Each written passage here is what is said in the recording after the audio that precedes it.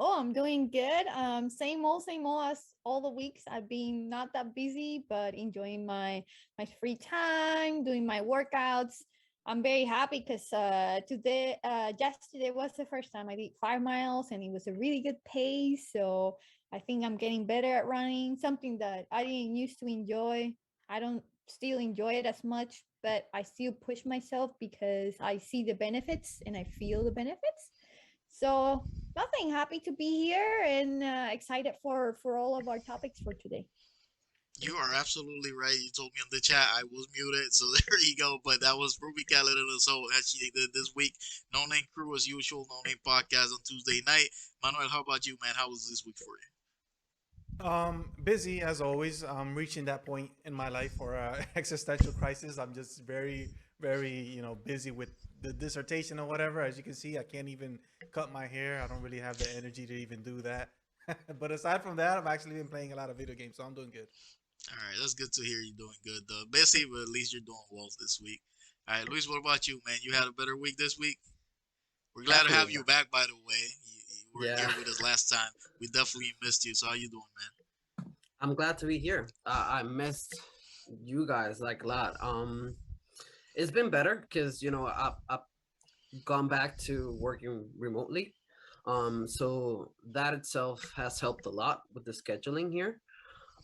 I've been able to watch a lot of shows and movies. I haven't been like as much in gaming as I wanted to because there's a couple of games that I tried to play. I think that yesterday, but my Xbox wasn't updating my games, or at least I didn't give it the permission to do it remotely.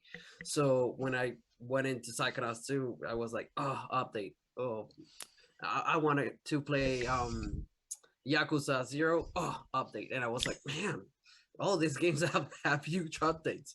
I'll guess I'll go back to Astro. So I finished that. That was really fun. So That you was good. can't play them if they're updating. No, if they have a pending update, that's huge. What is No. wrong with Xbox? I'm Can you? sorry, I gotta do a review Can you for not? Xbox. I gotta do a review for Xbox because I that mean, doesn't it make any depends. sense. You have to be able to play it because PlayStation lets you. Like it says, do you want to continue without updating, or sometimes you can actually play as it's updating depending on the game. It just If won't let you Xbox, like use the online features. Is well, all. it depends what it's updating, right? Is it? Sometimes it's yeah, it Okay. depends what. Sometimes it's not updating the online features, but if it is, you can't use it. But yeah, that doesn't make any sense to me. I don't think that's true. I think you must. If you can't play a game just because it needs an update on Xbox, that's a huge problem. Xbox got a bunch of Yeah. stuff that are I just mean, like don't make sense to me. It doesn't make sense. If not for Game Pass, this is my small rant just to start off this podcast. If it wasn't for Game Pass, I would have thrown the Xbox out the window. I gotta be honest with you guys. Like it's just it's not like it's a bad console. It's a good console. It just has those little small details here and there that complicate your life unnecessarily. That's all I'm saying. And this is a man who what like Sunday said that he did not touch his PlayStation ever since he's bought his Xbox. So you can One definitely hundred take it percent. from him. yeah, I think, I mean, there might be a way because I definitely played some games that have pending updates in the past, but I think that if the update is substantial, like if it reworks, I don't know, some big bugs, or I don't know, does whatever, then it won't let you. It will like go just through the update option, and yeah. But aside from that, it's been fun. I finished Astro, so that was good, and I played Psychonauts on xCloud. Yeah, because since it was updated there, I might as well play it mobile, right? So it was good. All right. So Uh, you say no, I was just saying we got some Xbox hate now in the chat. you started it. All right, so let's go straight into movies and TV, and we only have the one thing I think this week is gonna be What If. We're gonna go well, actually, we talked about it on your podcast, Yeah, right? yeah. I already But know everything that happens. Don't worry you about know it. everything about it. So what if for this last week was the zombies episode? Let me see if we have it. All right, so I'm gonna put the spoiler alert thing right away. Rubika, why don't you get us started? You watched it? Yes, I did. Um, Usually, I'm a big fan of the zombie apocalypse. I spent years plotting how I was going to survive. So anything zombies make me excited right away. But for some reason, it just didn't work out that well for me with the MCU, you know? Like, I don't know. I just felt like all reason and logic was thrown out of the window. And I just should watch the episode just to see like my favorite character zombified. And that was it. I wasn't a big fan of it. Let me see if I can develop it further. My train of thought here. Like it was so rushed. I understand that obviously the virus was contracted in the quantum realm. So this guy again messes up, brings up home like something, the virus, and people start getting infected. But I didn't see any explanation on how you can be zombified but keep your powers and somehow know how to use it for your advantage. I guess these are like smarter zombies or something, and we should just take that as a default and run with it. um One interesting thing for me was that, in my view, Vision could do no wrong ever. Like he's that character cannot do wrong. And in this episode, he did, which I guess that's like the what if of the episode for me. That was like the unexpected part. Because one, that was like the biggest threat to everybody due to her condition. But I don't know. I didn't feel anything for the characters. I didn't care that they died. Like it doesn't.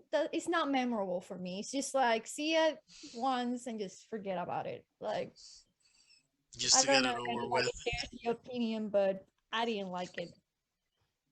I'm not gonna go too deep into it. We went over a little bit in Manuel's podcast, but I didn't like it as much. I think for me, this might be my least favorite episode of the whole entire series, and I don't know. That's about it. I found myself like zoning out of it, like just seeing stuff on my phone while I was watching. I like kind of watching it out of obligation, kind of deal. So that's unfortunate. But hopefully they return to form in the next one, because again, we're still gonna watch the rest of it. Luis, what about you, um, I don't know where I could put this episode because I liked it a lot, not as much as the Furious Big Week What If episode, which was I think the previous one, right? The one with Ant Man, being Rogue. I enjoyed having Spidey here. I've seen several comments online regarding that Spider-Man here is better than Tom Holland Spider-Man in the MCU, which is weird because it's the same one. But the thing is that here he's more mature. His all grown up, and that benefits the character. I think in a way, his arc seems like more mature, more complete. So that was cool. I did not understand fully his relationship with Janet Van Dyne. I don't know, that was weird. I don't know if they were lovers. I don't know. It was weird. It was a little bit messed up. Especially coming from Spidey, who is like, I don't know, like 15 years younger than her. But still, man? I think you're reaching. I don't know. I've seen people like make memes and stuff. Oh, I don't well, know that. yeah. People have been talking a lot about this, whether they are right on this one or not. But Yeah, but aside from that, the Vision twist that was cool. Um, I enjoyed the fact that they kept the powers because, even though this particular episode is not based on a single arc, is just based on the IP. Like Marvel Zombies is a huge IP on the comic form, and I've read a few. I have not followed all of them, but in all iterations they share the common factor that the zombies themselves they keep um their powers and they keep like part of their humanity within. That's why they suffer and they do so that was good. I think that this might be the episode that is affected like the most in terms of pacing, because you know they wanted to go like really deep into this zombie lore and they did not have the time for it, you know. So I think they did what they could. I loved that Spidey was the one that carried like at least 2/3 of the episode. I don't know, since they did Spidey so good, and I think that if you throw away, you know, all the pacing issues, it makes like a really fun episode, especially with the action. I think this is the most actiony comic booky episode we've had so far. So I don't know. I'm mixed with this being possibly my second favorite, with the T'Challa episode, and the first one being the Ant-Man being Rogue. I really love that episode. I don't know why. And I don't I mean don't know like why I either. hated it. I don't mean I like don't I know. I hated don't know it, why either. or like it has some key moments. It has some decent moments. The whole Wanda thing, the horror kind of vibe that they did, that I think that was well done and stuff like that. Yeah, But I don't know. I just, most of it I didn't enjoy. Maybe it's because they were rushing everything or stuff like that. I don't know. But it's not high on the list for me. Is all. But you know they are allowed to have one mhm. that is not like that. At That's what I least was for gonna me. ask you though, Ace, because I know Luis has a different opinion, but I found you I said was I shocked hope that the guy who dresses as Spider Man, that yeah you he's said you said that you hope that they return to form in the next one, and in my head it's like what does that mean exactly? Because we didn't really enjoy you and me. I'm talking about you and me. We didn't really enjoy the first episode. We liked the third episode, but we weren't like in love with it. That's the Ant-Man episode or whatever. You don't like this episode, and I like then the we can Doctor go. Strange one. Yeah, we love the Doctor Strange one, right? So there's two of them that we enjoy. One of them we enjoy, the other one we love. Then you go back to the MCU at large. Like we loved Loki, all of us, but I think we all found like issues with Loki, right? Mm. We liked WandaVision, but the ending wasn't really what we wanted it to be. Black Widow was a failure, and so my point is, after Endgame, MC doesn't is it about time that we admit that after Endgame, MCU has more misses than hits right now? It might be, or it might be just our expectations too. Like I think it's I more. don't know about that Is it because I more don't on I us don't though? have Like, that I don't have those expectations. Like I'm not a big Marvel or MCU fan. I'm just along for the ride. So I never go into anything saying, oh, I hope this is gonna. I never do that for the MCU at least. The only thing I have high expectations for is Spider Man. Outside of Shang that, Chi was good for sure. And I'll she tell you was that. awesome, man. That's And she like was awesome. their hit. That would have yeah. been my See, hit Yeah. after. Yeah. yeah, that's I saw Shang Chi this weekend, so I think that I was affected by the hype train. I think that you guys hyped it up too much for me because to Mhm. me it was like a really good origin story, but it's not top tier MCU movie in my opinion. To me, like I absolutely love the choreography at the beginning, and I felt like the choreography at the end fight wasn't as entertaining. Like it wasn't as engaging or precise. Like it was beautiful to watch those choreographies at the beginning. Like the train sequence, that was Yeah. incredible. That's like Jackie Chan type stuff. Like that's on another level. You know, the even the building thing, even though I would have liked a little different, but the building fight was awesome. And then in the end, it felt like it's just action. You know, it's just action. It's like Yeah. nothing really choreographed. And I felt like at the end of the movie, I felt like I needed more of Shang Chi himself. I didn't get growth in his character. I felt like he was the same person from beginning to end. I didn't get growth in his character, and I was hoping for that. I was hoping for an arc in his particular story. I think we saw more of an arc in whatever her name it was, Katie. Carol, Katie, or whatever. Yeah, we saw an arc in her character more than we saw in Shang Chi's character, right? I think that they handled the arc incorrectly because they do push it with the end helping him train and telling him to let go and accept who he is, and he's like two parts, two people. Like he's not like his parents, but he has something from both of them, and he has to like accept it and be who he is. And But that was the message, but it We stopped didn't there. see It any of that. stopped there. we never saw that side of him though. We never saw him Yeah. as the assassin or as the bad guy. We never saw that side of him. When we meet Yes. Shang-Chi, he was always, this guy that we know. So that's why I Yeah. felt like there wasn't that growth. And then there's a few leaps in logic too that the movie, like you have to just simply accept it. Like what you're talking about, Ruby Cat. He goes to his aunt and says, "Okay, my mom, no, she was the only one that beat him, right? So teach me how I can beat him." And in my mind, it's like if she can teach you how to beat him, why doesn't she beat him? No, that's the way I think about it. So that didn't make sense to me. And then in that last, which I loved the dragon and I loved all that stuff because it's very like Chinese mythology and all. Like I loved all that stuff. But we have Shang-Chi just on top of a dragon for way too long doing nothing. And then at the end, he destroys that dragon or whatever it was, that monster. And my immediate reaction was, "You're telling me you could have killed this guy at any point throughout this fight? You could have just killed him, but you waited until three people died before you killed this thing." Like this stuff like that. I know that I'm being overcritical, but there's stuff like that just made me feel like it was a really, really good origin movie, but it wasn't like top tier MCU movie like I thought everybody was hyping it up to be. I Manuel will be mean, greatest cinema since. I mean, it has a lot of that. Some stuff that essentially doesn't make any sense. I'm gonna throw like a really hot take right here because it's deserving. I hated Kathy's character. Like, man, she should have been like out of this movie.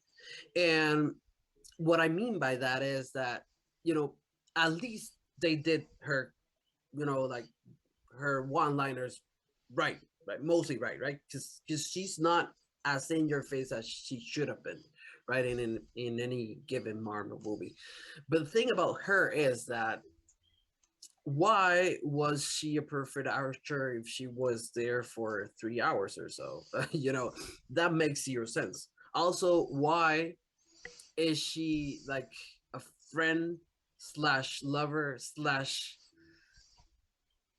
I don't know. She's just weird, in my mind. And the thing about her is that whenever Chanchi had moment to just be with himself and like grow, she came along and she was like, "Oh, I'm so sorry for you, Sean. Oh, I really mean that, Sean. I'm here for you, Sean." And I was like, please shut up, Katie.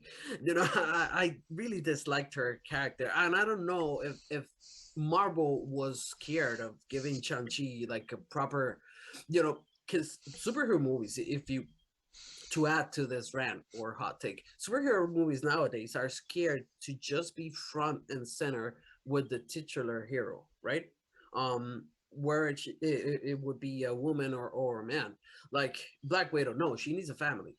Spider-Man, no, he needs Ned for some reason. I don't know, Captain America, I guess he needs Bucky. I don't know why. And I think that the Arrowverse CW thing has affected Marvel because when you think about it, it's really rare to see a superhero movie nowadays and just see that character front and center. That's it, no help, um, just him. And I think that's why Katie here, I don't know. I really disliked her character. On the other hand, Chanchi's sister, she was badass. I really liked her, and I think we should have seen more of that drama, and we didn't. I think I Because disagree with you, honestly, that's because good. I think the whole point of the main superhero having friends is that you can't do everything alone. And that's the whole like drama about being a superhero. Since you have these powers, you think you have to do everything. And if you're not doing anything, then it's all your fault. And you can't carry that burden alone. So you have to have friends, you have to have lovers or whoever in your life. And I think that the whole purpose of Katie, yeah, she's not maybe not interesting. There's nothing special about her, but she is his friend no matter what. And I think that True. was the whole point of her character. And also, and you can tell me if I'm wrong about this, Ruby Cat, but this is the this is the image that comes in my mind of San Francisco. Kians or however you call them, right? Like she represents that culture. That's why she is the way she is, and she Yeah. talks that way, and she's that's what she is. She's not supposed to be this really lovable person because a lot of people outside of San Francisco don't really like that vibe.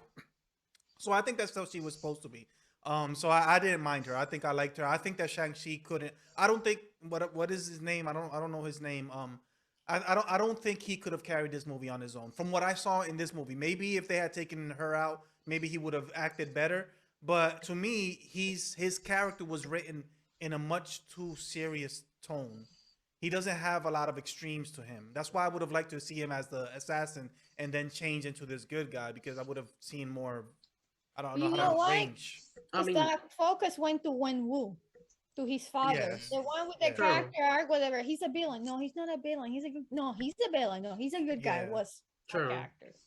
true. And yeah, I don't think he would have been able to. I mean, I can't say that right that I'm seeking without knowing, but if I didn't have at least that character, I think it would have been too boring. That's kind of what I feel about Captain Marvel as well. That's why I don't like whatever her name is. I'm not Brie good with Larson. names. Brie Larson in that role because she's a good actress, Yeah, but in that role for some reason she always seems like she's bored with the character, and I don't enjoy watching her on screen. When she came out in this one, I was like, man, that's like I just don't like your acting. You're not Captain Marvel to me. I don't know why it is that you don't. It doesn't feel like she likes this character. But anyway, I get your point though about Katie or whatever her name is. Like she can get annoying at times.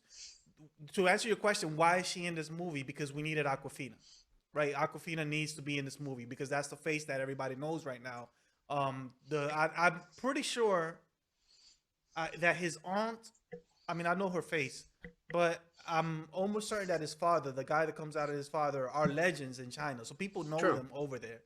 But true. in America, we don't know any of these people. So I think that's why they put Aquafina there. Like, here's Aquafina. She's popular right now. So watch this movie. I think that's the reason why they did that character in that way.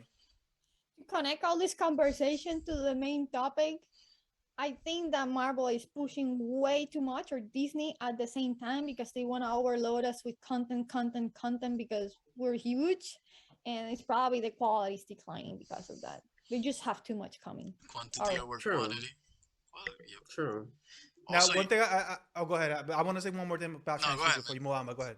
Oh, No, you okay. good. Yeah. So one thing that I found I struggled with accepting in the movie is that this is a pet peeve of mine. Okay, I always point to Batman v Superman. That this is the one example of this. When Batman v Superman begins and you see Bruce Wayne as a kid and and he falls down and then all of a sudden the bats swarm him and they raise him up. When you're watching that scene, you're like, what is this? Like bats are just raising him up. Like that doesn't make any sense. And then immediately after, he's like, oh, it was a dream. But you already felt the emotion of not liking that scene even though they later explained that it is a dream, you already felt bad about that. Like that, the scene is not likable, so it doesn't fix it, right? You left with a bad taste in your mouth. That's something similar happened. That's a pet peeve of mine in movies when they do that. When they do something that just doesn't feel right, and then they try to explain it away in the next line or the next scene or whatever.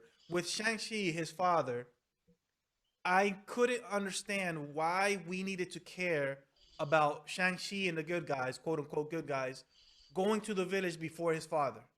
Like I couldn't understand the motivation. Why is it so present that we no we need to get there first, and we as an audience needs to be behind Shang-Chi on this. We need to see his father as the bad guy. And there was a point in the movie before they finally reveal like, oh no, like he really is like messed up. This thing is about to escape, so he really is the bad guy, even though in his heart he's not the bad guy. Um, but there was a point when he's explaining, no, because your mother's talking to me, right? She's telling me that she's there and she needs to be released. They're holding her hostage, basically, like as a prisoner to punish her. And I'm like, okay, then yes, let's go over there. And if they don't want to open up, yes, we're going to fight.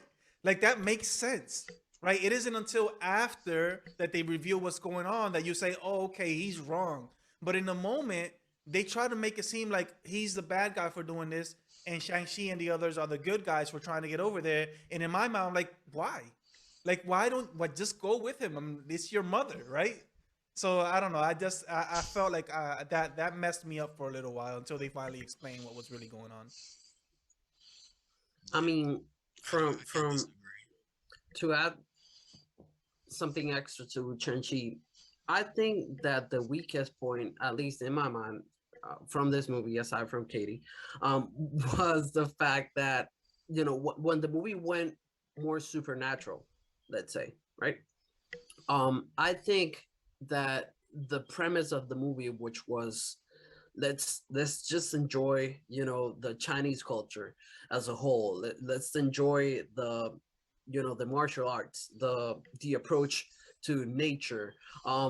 That went sideways, at the ending sequence, and that's such a shame because we had dragons there, and we had some cool choreographies done, even battling on top of the dragon and all that. But when the 10 rings arrived, like at least in the ending sequence, right, the final fight, you couldn't see like the martial arts in the forefront like they were presented in the first two-thirds of the movie.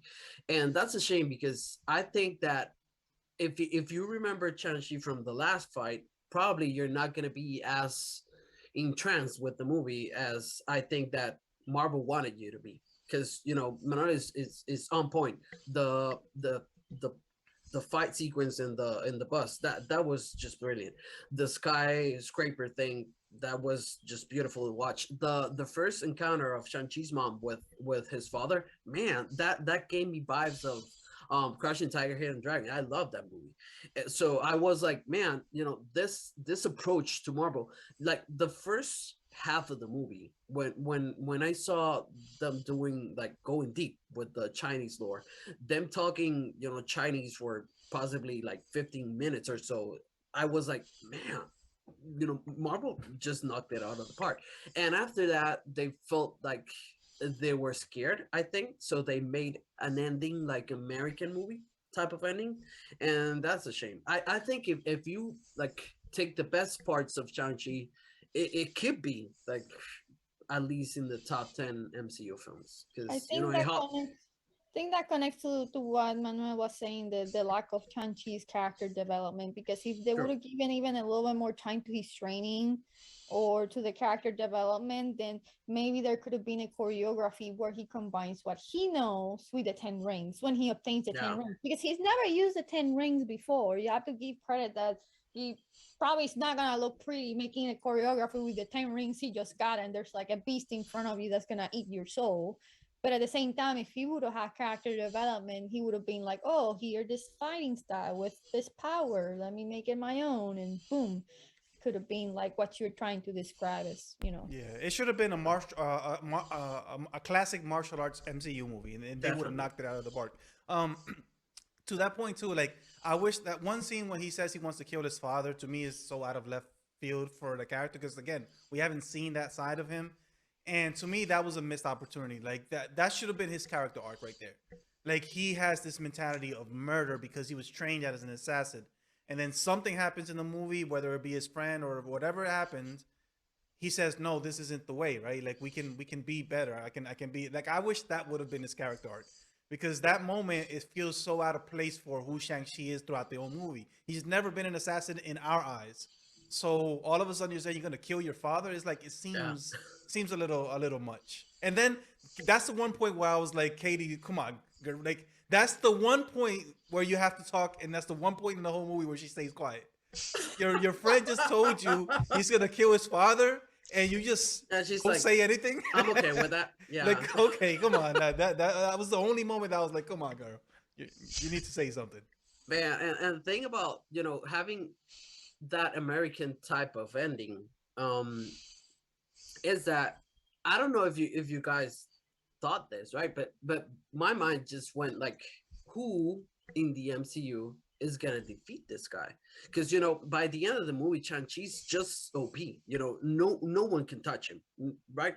With the 10 rings, he does better with the 10 rings that even his dad does. And I'm like, I don't know what character. I mean, Kang will lose, badly, just going toe to toe with this guy. So I'm like, I don't know if the 10 rings are too OP right now. Maybe I'm just guessing, but maybe Chanchi will not have the 10 rings for long. Because if he were to have that, I don't know. There's maybe Wanda Maximoff is the only one that could beat him, because there's no way. He's just OP. He's untouchable. I don't know. I mean, We've I seen the wouldn't power say creep he. before, right? I don't know if he used the rings You better seen than what? What'd you that. say? The power creep before in Marvel movies where somebody's too powerful, so we gotta take something away Yeah, Yeah. to level the yeah. playing Or field. Iron Man 3. He had like 52 armors, and yeah, I'm tired. I don't want them. Boom, boom, boom, boom, boom, boom, boom, boom, boom. I don't know. I think like the reason why the dad lost the rings just because he decided last moment he wanted to save his son, and just got caught, in the moment, and that was it. That was it. I don't know that Shang-Chi at the end of the movie is better than the dad. Like I cannot confirm that 150%. I Yeah, if mean, he not, did yeah, the dancing thing where he took the rings off him. So that I think was the only thing that he learned from his mom, right? She danced Hmm. with him as a baby. So that's why I think that he was. I mean, he's not as good like with the action elements of the rings. Yeah, but he has the potential to be, but he's really good at the emotional side of the ring. So in my mind, he's just set because he's OP fighting. So I mean, I don't know. Well, we'll see. Somebody wants those rings. Sure. yeah. To me, that was like that ending to me was like the after credit was like MCU saying we got to put something here. That's just in case somebody's coming. We don't know yet, but something will come They don't even eventually, and have it written or anything they yet. don't know. Or at least when they made it, they didn't know yet exactly what they were gonna do with it. I was gonna say how cheesy were those since you said dancing. How cheesy were those moments where in the middle of the fight they just zoom into their face, just looking at each other? They're like that to me Yeah. was like so cheesy, and then they do it at the end with his son. That was weird to me. That was weird. For me, it worked for them at the beginning because like it was a dance of like we're being aggressive, and while we're dancing eventually we're noticing something else and we're getting attracted to each other, and that worked for me. But when it happened with father and son, I was like, oh, this is so weird. I do Oh, want to say before we move on that you will, for Ruby Cat, you'll be hearing from his lawyer for the disagree comment. All right, so we're gonna go straight into the video games then, and for video games, we have the first section that we always do, what we'll be playing or stuff like that. Manuel, you want to get us started with this one? Yeah, I guess I've been playing two games. One of is Hades. I went back to Hades finally. I turned on my PS5, and I've been doing Hades. And again, like I feel like there's two things that I've noticed about this year. I realized this earlier. I was getting ready for the podcast. I said one, I think this year has been really, really good for gaming, at least for me, right? We haven't maybe had the masterpieces like Last of Us Part Two, God of War that we had in the past, but we had a lot of good quality games. Like I've played more video games throughout this year, especially the last few months, than I have in a little while. So that's one thing I noticed. The other thing I noticed is that a lot of games have nearly killed me. Like I've played a lot of games that I feel like they're killing me, right? And obviously, it's my own fault with the platinum for Death Stranding and the platinum for Metal Gear Solid. But right now, Hades is that game. That game is killing me, and I can't let it go. I can't be defeated, right? I have to beat this game, and I can't beat it for the death of me. I just cannot beat this game. I got finally to the final boss, what I think is the final boss today, and then when I die and I go back to the beginning, the game actually gets harder now because I reached the final boss.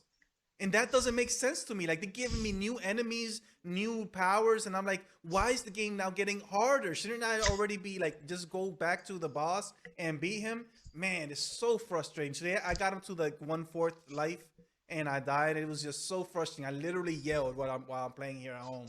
So I have to beat that game. I just have to beat it. And I'm also playing on a more positive note. I play in this game on Game Pass called The Artful Escape. I don't know if any of you guys have heard about it. So it's on Game Pass. It's Annapurna, which I didn't know. I just put it on, and that game, I'm not gonna recommend it to anybody, but for me, for my taste, the game is beautiful. Right? The game, it's about music. It's about this guitar player that he's living under his uncle's shadow. His shadow was like a famous folk player or whatever, and everybody's expecting him to be like his uncle or whatever, but he doesn't like that type of music. And then all of a sudden, he meets somebody and he's taken to space, and now in space, he decides to be I don't know. He decides to recreate who he is, and he's this alien or whatever. Anyway, it's a musical game, so sometimes it feels like you're playing like Guitar Hero or whatever. But for the most part, it's more like a narrative game. You're just picking and choosing narratives and whatnot. And the game is very beautiful. The music is incredible. So I'm really enjoying that game right now. It's on Game Pass. I'm like, again, it's not something that I say play this game, but I'm enjoying it a lot. Luis, what about you? What you been playing this week? Um, before I go into, like I've been playing like 2 3 games or so. I wanted to touch briefly on 2 things that I saw, which I think that at least one of them I could highly recommend. The first one being Why the Last Man. It's a series. It's on Hulu. It's from Fox. It's supposed to be like Fox staple series, like The Walking Dead for 2 AMC, right? And the premise is something happens in the world that kills man, all the men, right? They all die, and it's like very gruesome. They bleed out and they just drop dead. And so we have our world as we know it, but it's full of just women. You have no man there. There's only one guy that survives, and at least from the first 3 episodes that I watched, we don't know why, and that's really cool. The premise itself, it's really powerful, but the approach that Fox has for this property, I did not know how much deep would they go into this, but man, they have like really good actors, really good actresses working there.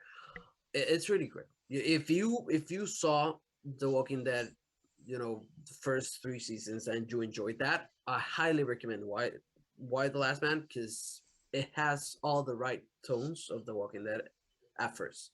I hope this continues to be that as good, because this could carry Fox really, you know, for a couple Isn't it? Isn't it of years. the? Isn't it the same writer?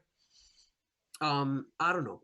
I think so. I Could think be. Why the Last Man, Saga, and The Walking Dead are the same guy, right? Aren't they? It could I'm be pretty sure they Robert are. Kirkman. It could be. Yeah. Or Also maybe not. Invincible. Maybe I'm confused. Anyway, yeah, Invincible and The Walking Dead is by Robert Kirkman. I recommend you, especially Luis. I didn't want to recommend I haven't watched it, but I didn't want to recommend it because it's one of those things that I feel like it touches on so many dark and deep themes that obviously in today's day and age, I'm worried that they Yeah. might take it too far with the wokeness and stuff like that.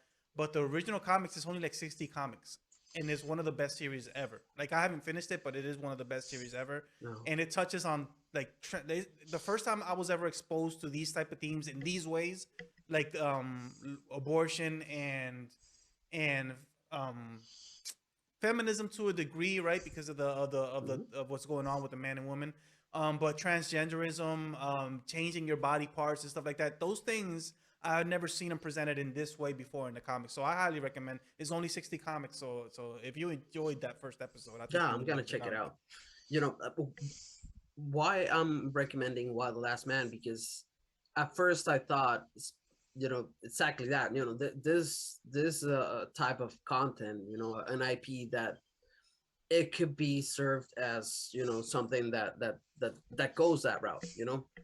What you just mentioned, but the most brilliant aspect of it is that it's so mature. There's also a line, it's not a spoiler, but there's a line that one of the women, um that's close to the governor says, and she's like, um without men, there is no future. And that line itself is really powerful if you compare that to today's future, right? Because nowadays, men are, I mean, we're not garbage, but we're disposable in some aspects of society. And I think that the first 3 episodes of this series actually acknowledges why we're important in today's day and age. So highly recommend that. The second thing I'm gonna recommend briefly, this is not as great as Why the Last Man, but it is really good. If you have Hulu, check out Chaos Walking. I think that's the proper name. It's a movie that came out this year. It stars Tom um Holland and Daisy Ridley. You know, Tom from Spider-Man and Daisy Ridley. She's Rey from Star Wars. And the premise is that they're in a strange planet, and men there are affected by this thing that their thoughts are visible, right? They have an aura around their heads, and if I were to say like I'm not scared, and I'm just think inside I'm really scared, that itself it's visible, right? And it's audible too. People can hear my thoughts and see them. So that's really cool. Only men have that, not women. And I'm just gonna leave it at that. Tom Holland is really good here. He's different from Spidey. I could say that, and I really liked his vibe here. So yeah, two brief recommendations. On the game section, I finished Astro. Astro. Um, I have like heart mixed feelings with Astro, right? Because the last boss, I was playing it, aside from Kati, because Kati enjoys Astros a lot, and so does my baby boy, Luca. So I was playing, and Luca was like, he was just screaming, and Kati was like, man, you love this, right? Because this is really cool. Oh, you love this, right? Because this is really nostalgic. Oh, you love this, and I was like, yeah, I'm enjoying it. I'm okay. But the boss fight, the final boss fight, that was really clever. I wished that the game itself was up to that level. When I say up to that level, I mean like the surprise, like out of left field stuff. The difficulty, I feel that the difficulty there is just perfect. It's challenging, but it's not like kid based. Because the whole game is more like, I don't know, it's too friendly for me. But man, Astro, you gotta give them props. Astro is really fun. It's really fun, and it packs all the punches. Especially if you played PlayStation games like I have. I'm even though I seem like I don't play at PlayStation games as much, I often, I'm amazed of how Astro incorporates all the PlayStation history, because PlayStation rarely does this, and it's so fun just to see Ratchet there. Um, the sword from Final Fantasy VII just flipping around, and you have the guys from Until Dawn. You have all that. That's just Snake sneaking into the box, and just that's so fun. And Psychonauts 2 it's still clever. It's still fun. It's really good. The the holding hand aspect, it goes away. You know, uh, sometime after. I don't care Um, anymore.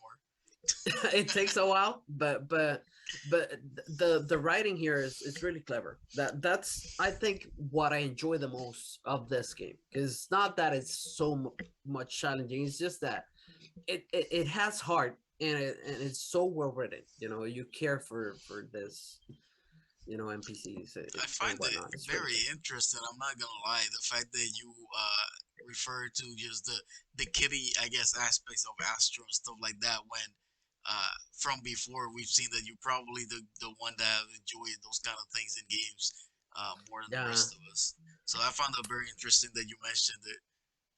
I think that my take with Astro is that even though I enjoy, like, I mean, I enjoy all the style and the approach that they have. I love that. It's just that I wish that the game was harder. It's just that, because when I'm playing Astro, I'm like, and Kat is just like, you're enjoying this, right? Oh, that's really good. Oh, look what they did. Oh, I remember having the PS2, and she's like, and I'm like, yeah, I enjoy all that. It's just that it's too easy, and I'm like, I wished it was harder, And the boss fight at the end, I wish that would translate to all the experience.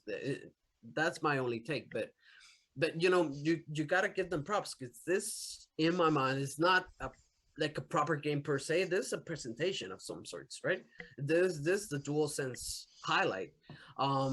So I mean, they did not have to go the extra mile, but they did, and you gotta give them props because it's really good. It was a really enjoyable experience. All right, Robicat, what about you? What you been playing this week, if anything? Oh, you remember when I said in previous podcast that back in the day when I used to be in grad school, I only played the first Persona 5 because I wasn't socializing, I wasn't doing anything, and that game made me obsessive, and everything that I was missing out in life, I found it in that game. It's kind of like what is happening now with Persona 5 Striker.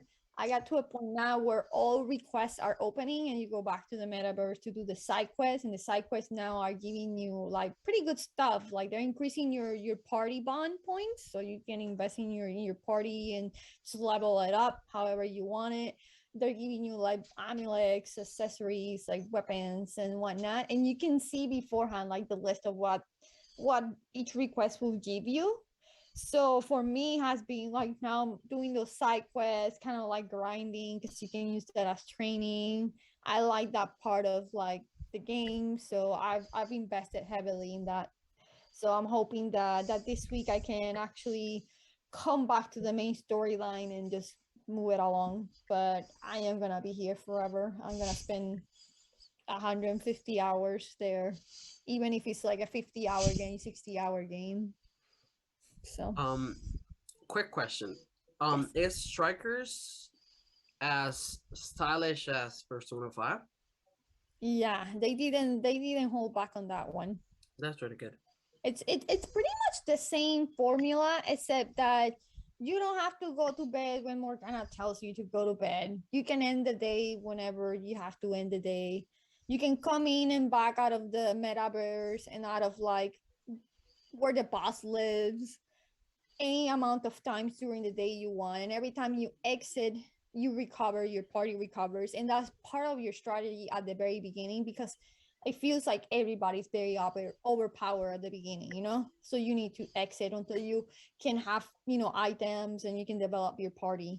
So I mean, I think they improve a lot. That was a miss in the first game, and they got rid of the turn-based element and everything is fast-paced, but the enemies are not easy at all. If you don't have the right party members from the beginning, you're gonna have to lose that battle, do retry battle. They allow you to kind of like redo your party, so now you can Mm, rearrange it and take advantage of what you've learned.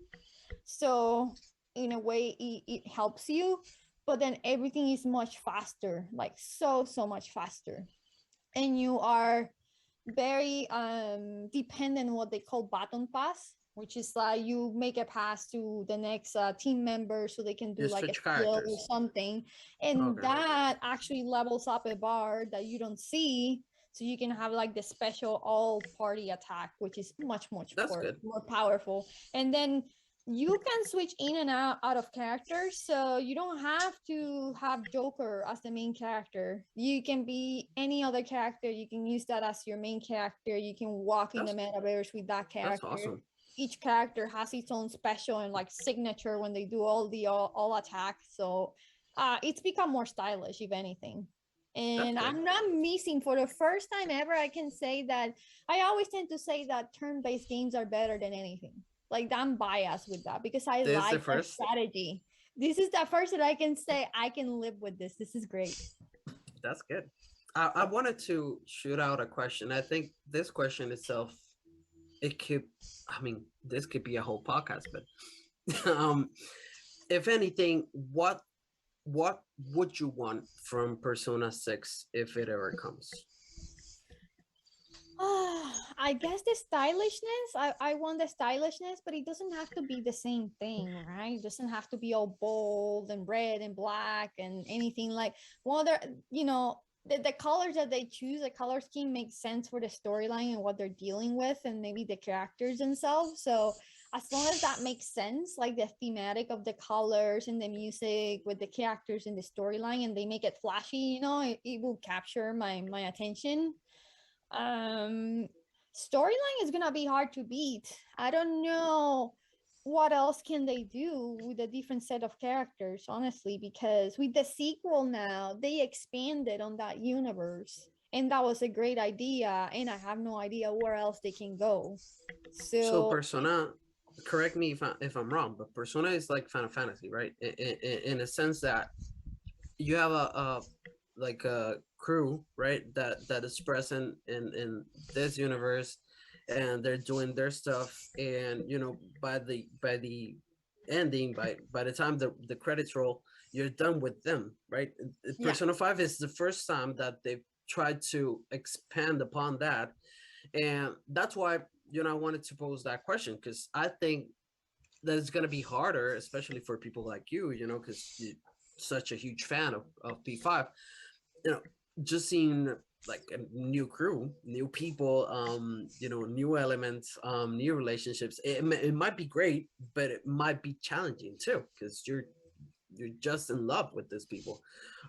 So I yeah. think I can live with it because the good thing about the Persona games is that the metaverse and like Igor and all these, let's call it houses of like, I don't know, you're an angel, or you're a demon, or you're like the trickster, or whatever it is. Those concepts have been recycled from persona to persona. Like there's a lore Okay. behind it, but there's something always different in every single persona.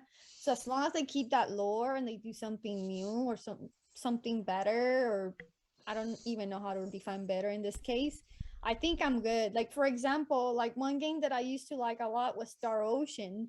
And I think the third one for me was the best one. And I've played them. And in a sense that even if they were in a different year, like the universe was the same, right? And there were some planets in some areas that were referenced. So here and there, and that kind of felt like even though they're separate games, they're separate stories, separate characters, it connected the whole universe of that like series. So I think that's what they need to keep in Persona 6. Okay. Me, this is probably gonna be sacrilege. I think because I know 4 and 5 are the most popular, and both of them follow this kind of like the dungeon type thing or the palaces type structure to the game. I would like it depends how far away Persona is, right? Because Persona 5 is still too fresh in my mind. Right now, I couldn't dig into another Persona 5 game. Like I need a little more time in between the games. So I would like a less structured game where it's more of like a continuous story rather than this is because each palace has its own story basically, right? And it all Hmm. comes down to the end. But I would like a more continuous story rather than this is this done palace and this is this palace and this is this palace and eventually you're gonna reach the end. I would like somehow for them to figure out a way to make it more of a continuous experience, like things are happening continuously. Because for example, my favorite, even after beating it, my favorite palace is still the first one in Persona 5, that in terms of story, right? I enjoyed that story the most. It was the most shocking one. It was the most identifiable or relatable one, and it was the most real one, like stuff that's going on in real life. And I was like, wow, the way they presented is so awesome. And then the other stuff that like the other palaces really didn't have anything to do with that first palace's story anymore. It basically left that in the past, right? Yeah, here and there, some like it was connected, but I don't know. I wish they would have continued that story, or it would have felt more natural in terms of how the story evolves. That's what I hope Persona 6 will give me. And That's a also good idea. yeah, and also again, this is a me thing. This is not a Persona thing, but I just that I said it before, that stress of having only this amount of time to decide what you're gonna do, and I never feel like I'm doing what I need to do in a day.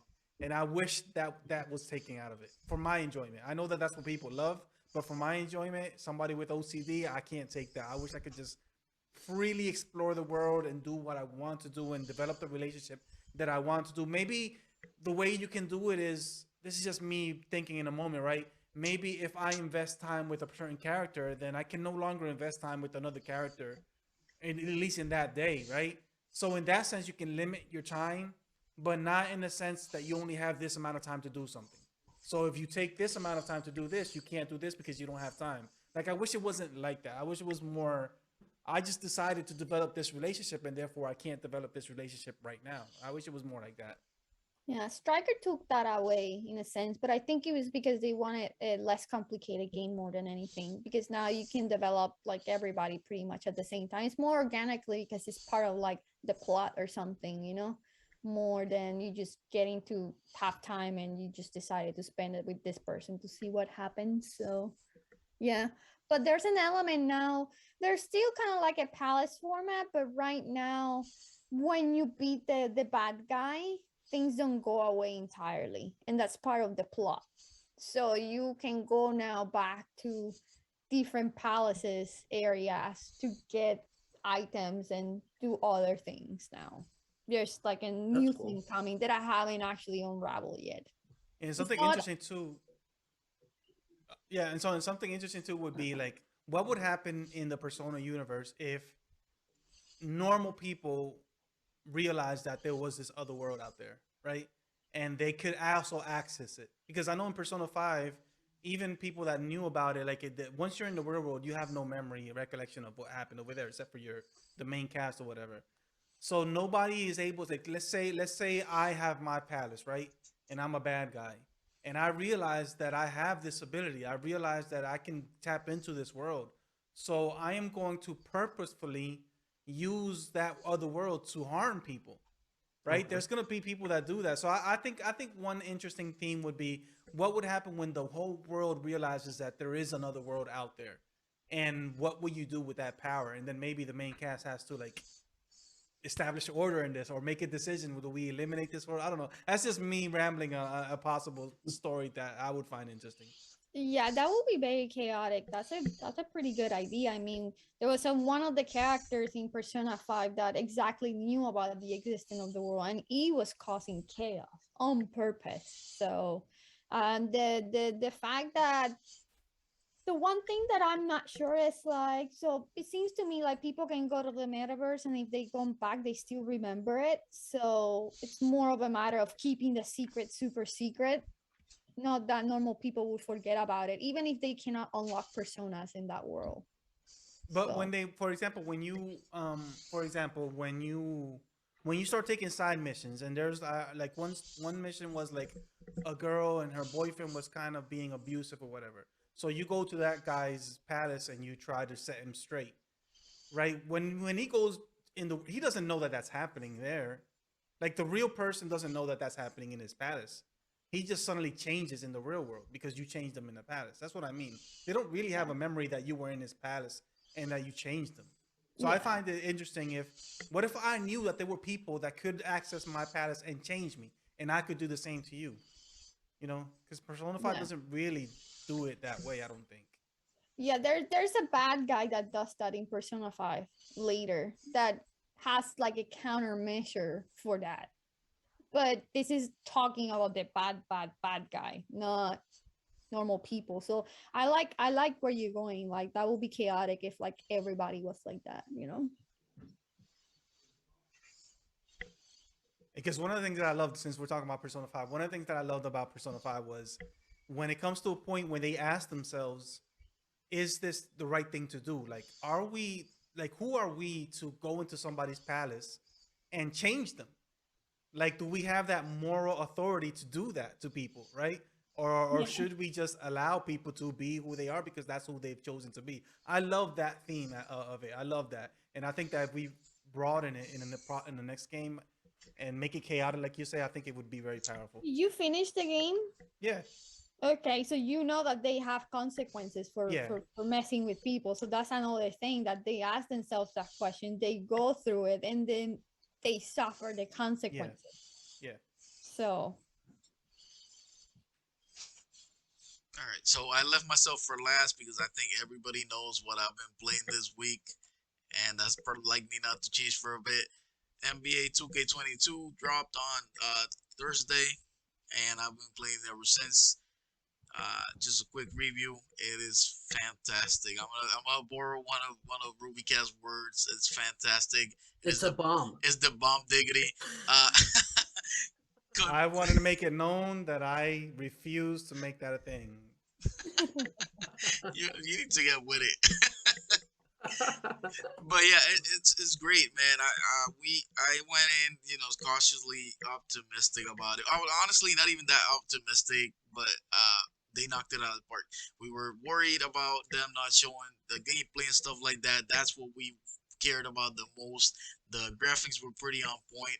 Uh, Luis, you had mentioned that you didn't like the graphics, but in the last podcast, Manuel brought a very valid point that the reason being is because you're probably thinking about, AAA games that how they look much better and sports game are gonna be much behind on that because they're gonna be focusing Yeah. more on the gameplay, on the game of basketball stuff like that. So I think that made a whole lot of sense. So I don't think you're wrong for saying that. I just personally, I think the graphics are about as good as they could be at this point in time. In terms of that, just focusing. I mean, it will take a whole lot of work for them to not focus on or to take focus away from the gameplay. And as a fan, less of a maybe more for casual fans, they would expect uh, that, or they would rather them work on that. For us that go into it deep, I think we prefer the gameplay to be on point, and I think they knocked it out of the park with this one. Uh, it's hard to say. I mean, I gotta give them props, and I gotta give them props for a lot of things. We've been complaining for a bit. They have been on top of their game on everything. If there's been any little thing that this isn't working correctly, they have acknowledged the fact and immediately put to work on it, and it doesn't take them. It hasn't taken an hour for stuff to get fixed after somebody has brought it up. This has never been a thing in the past, and it's a thing that as we have talked about games, the way the games have been dropping, uh, unfinished and stuff like that. This is great to see. This is a huge step on the right direction, and I applaud them for it. Just because it's been so bad, it feels like it's this whole entire new team, a whole entire new company working on it, and it feels great. I'm really glad that you're enjoying it because what I meant, because I said in our personal chat, right, our group chat, that I thought that the animations seemed like a PS3 game, and I did not mean that the gameplay itself looks bad. It's just that like the facial animations and maybe the My Career trailer, it doesn't do justice because it just focuses on that, and since that itself, I think that's the weakest part of 2K. um Maybe it's not right to highlight that, right? But yeah, the gameplay itself looks brilliant. I saw a couple of reels of people just enjoying the sweat and the lightning, just reflecting on the court, like the grit that the court has, after you've been into like 2 3 quarters or so, like they have to mop it out, but the stain stays there. Ace, you've been into real life games, right? So have I. The court itself is affected whenever there's people playing. You see the grime of it. The dirt. There's all that, and that itself is they did not have to go that route, but they did, and that's it adds realism to it. So that's really good. I think that maybe in the future, maybe if they like if they go like and perfect all the aspects of 2K, it's gonna be really hard just to see the game and not think about reality, because when you play the game itself on the court, you see the highlight reels, and you're just there like pausing and slow moving and posterizing all that. You're like, man, it's just like the game itself on TNT. It's really hard just to like if I'm walking in a room and I'm seeing you, just playing, and I'm not seeing your hands move. I'm like, dude's just playing. He's just watching NBA, like for real. Because the HUD itself, it doesn't have like it's really clean, and yeah, they did like a lot of justice I here. have never seen the 2K community so united, so excited, so happy, so That's really good. little toxicity, and whatever little complaints I can find. Honestly, it's about this is the definition of get good here. And I don't mean to say, I'm not a comp player or anything like that, but it used to be that you will play and you will be like, look at this, what this game is doing to me. Like just nonsense, complete nonsense that you knew was programmed in a certain way that that would happen. And now, when something does happen that does not go my way, I realize immediately that this was my mistake. It's not the game messing with me, and that didn't used to be the case. So, at the beginning, I found it hard to score. The defense was ridiculous. I had to adjust that because it's a whole new. Well, it's a much improved and different gameplay. Once I nailed down how to deal with it, I'm scoring perfectly fine. So it's literally the definition of get good. At this point, it's not complaining about, oh, 2K is doing this to me or whatnot. You really need to get good at it. That's all it is. So here's my thing, and this is just me poking right at the bear or whatever. Like, do you think that you guys at the Take 2K community have suffered so much in the past few years with these games that basically when they give you something at least good enough, you praise it like it's something incredible? And the reason why I'm asking you this because as you were talking, I was just out of curiosity, I decided to look up scores for the previous games. I realized that this one user scores. I don't care about Metacritic scores, right? But the user scores for this one is of like 4.8. And I was like, is that 4.8 out of 5 or whatever? But no, but it's 4.8 out of 10. So I found that kind of odd. And then I went to 2K21 and it's a point 0.8. So it's like there's a big difference, point 0.8 to 4.8. That's a big jump from last year's to this year. But I kept looking back and I realized that the last high scored game was in 2017.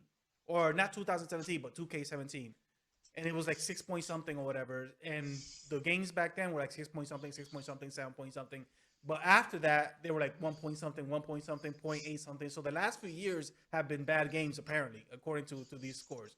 My point is, 4.8 still isn't a great game, right?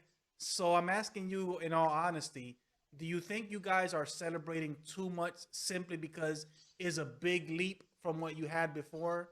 But still, if it was on its own, you would still say this is still not what we wish it would be. I'm just asking an honest question. You can No, say no, that but it's that an honest is question. that is a very valid question. I mean, we have, like you said, suffered through some terrible games. I think uh, the last really enjoyable one for me was 19, 20, and 21. Not so much. 16 was awesome. 17 was good. Uh, Before that, I think 11 was like the best, considered the Damn. best one. It might Yeah. still be, arguably, right? But there's some validity to what you're saying in general. I personally, for me, I don't know that that is specifically the case. I don't know how much more improved it can be with the tools that we have at this point. I really think this is a great game from my perspective. There might be people that think the way you're saying that that would be a very valid perspective. After getting trash, we would easily be fleeced into thinking this is a great game. But for me, I personally really enjoy it because, like I said, if it's, as a basketball fan, it's all about the gameplay for me, and the gameplay is crisp and on point. There are things that I do not like, but I have not liked this for a while, and this is still prevailing on this one. Is the whole my career thing, the city and whatnot. Like, if I want to play GTA, I'll just boot up GTA. Yeah. I want to play basketball. Like, I don't mind the my career story. I don't mind the story, but I don't want to be walking from this building to this building for some nonsense. Because this is a basketball game. Oh, we got skateboard now, so I can make sure there's Tony Hawk. I can just play that. True. But I mean, some people enjoy it. I personally don't. But I would rather. I mean, I was recording my the beginning of my career, and it became so many hours because of that whole filler that I literally had to go and get a new SSD because it filled up my stuff and I couldn't end up doing what I needed to do. Uh, but overall, the experience, especially like I said, being a basketball fan, the gameplay is everything for me. I don't know how much better it could be. Do We do keep in mind, or at least I do. Some people just want to fanboy about it and just be like, "This is the greatest thing ever." This is the beginning of the year. There might be tweaks.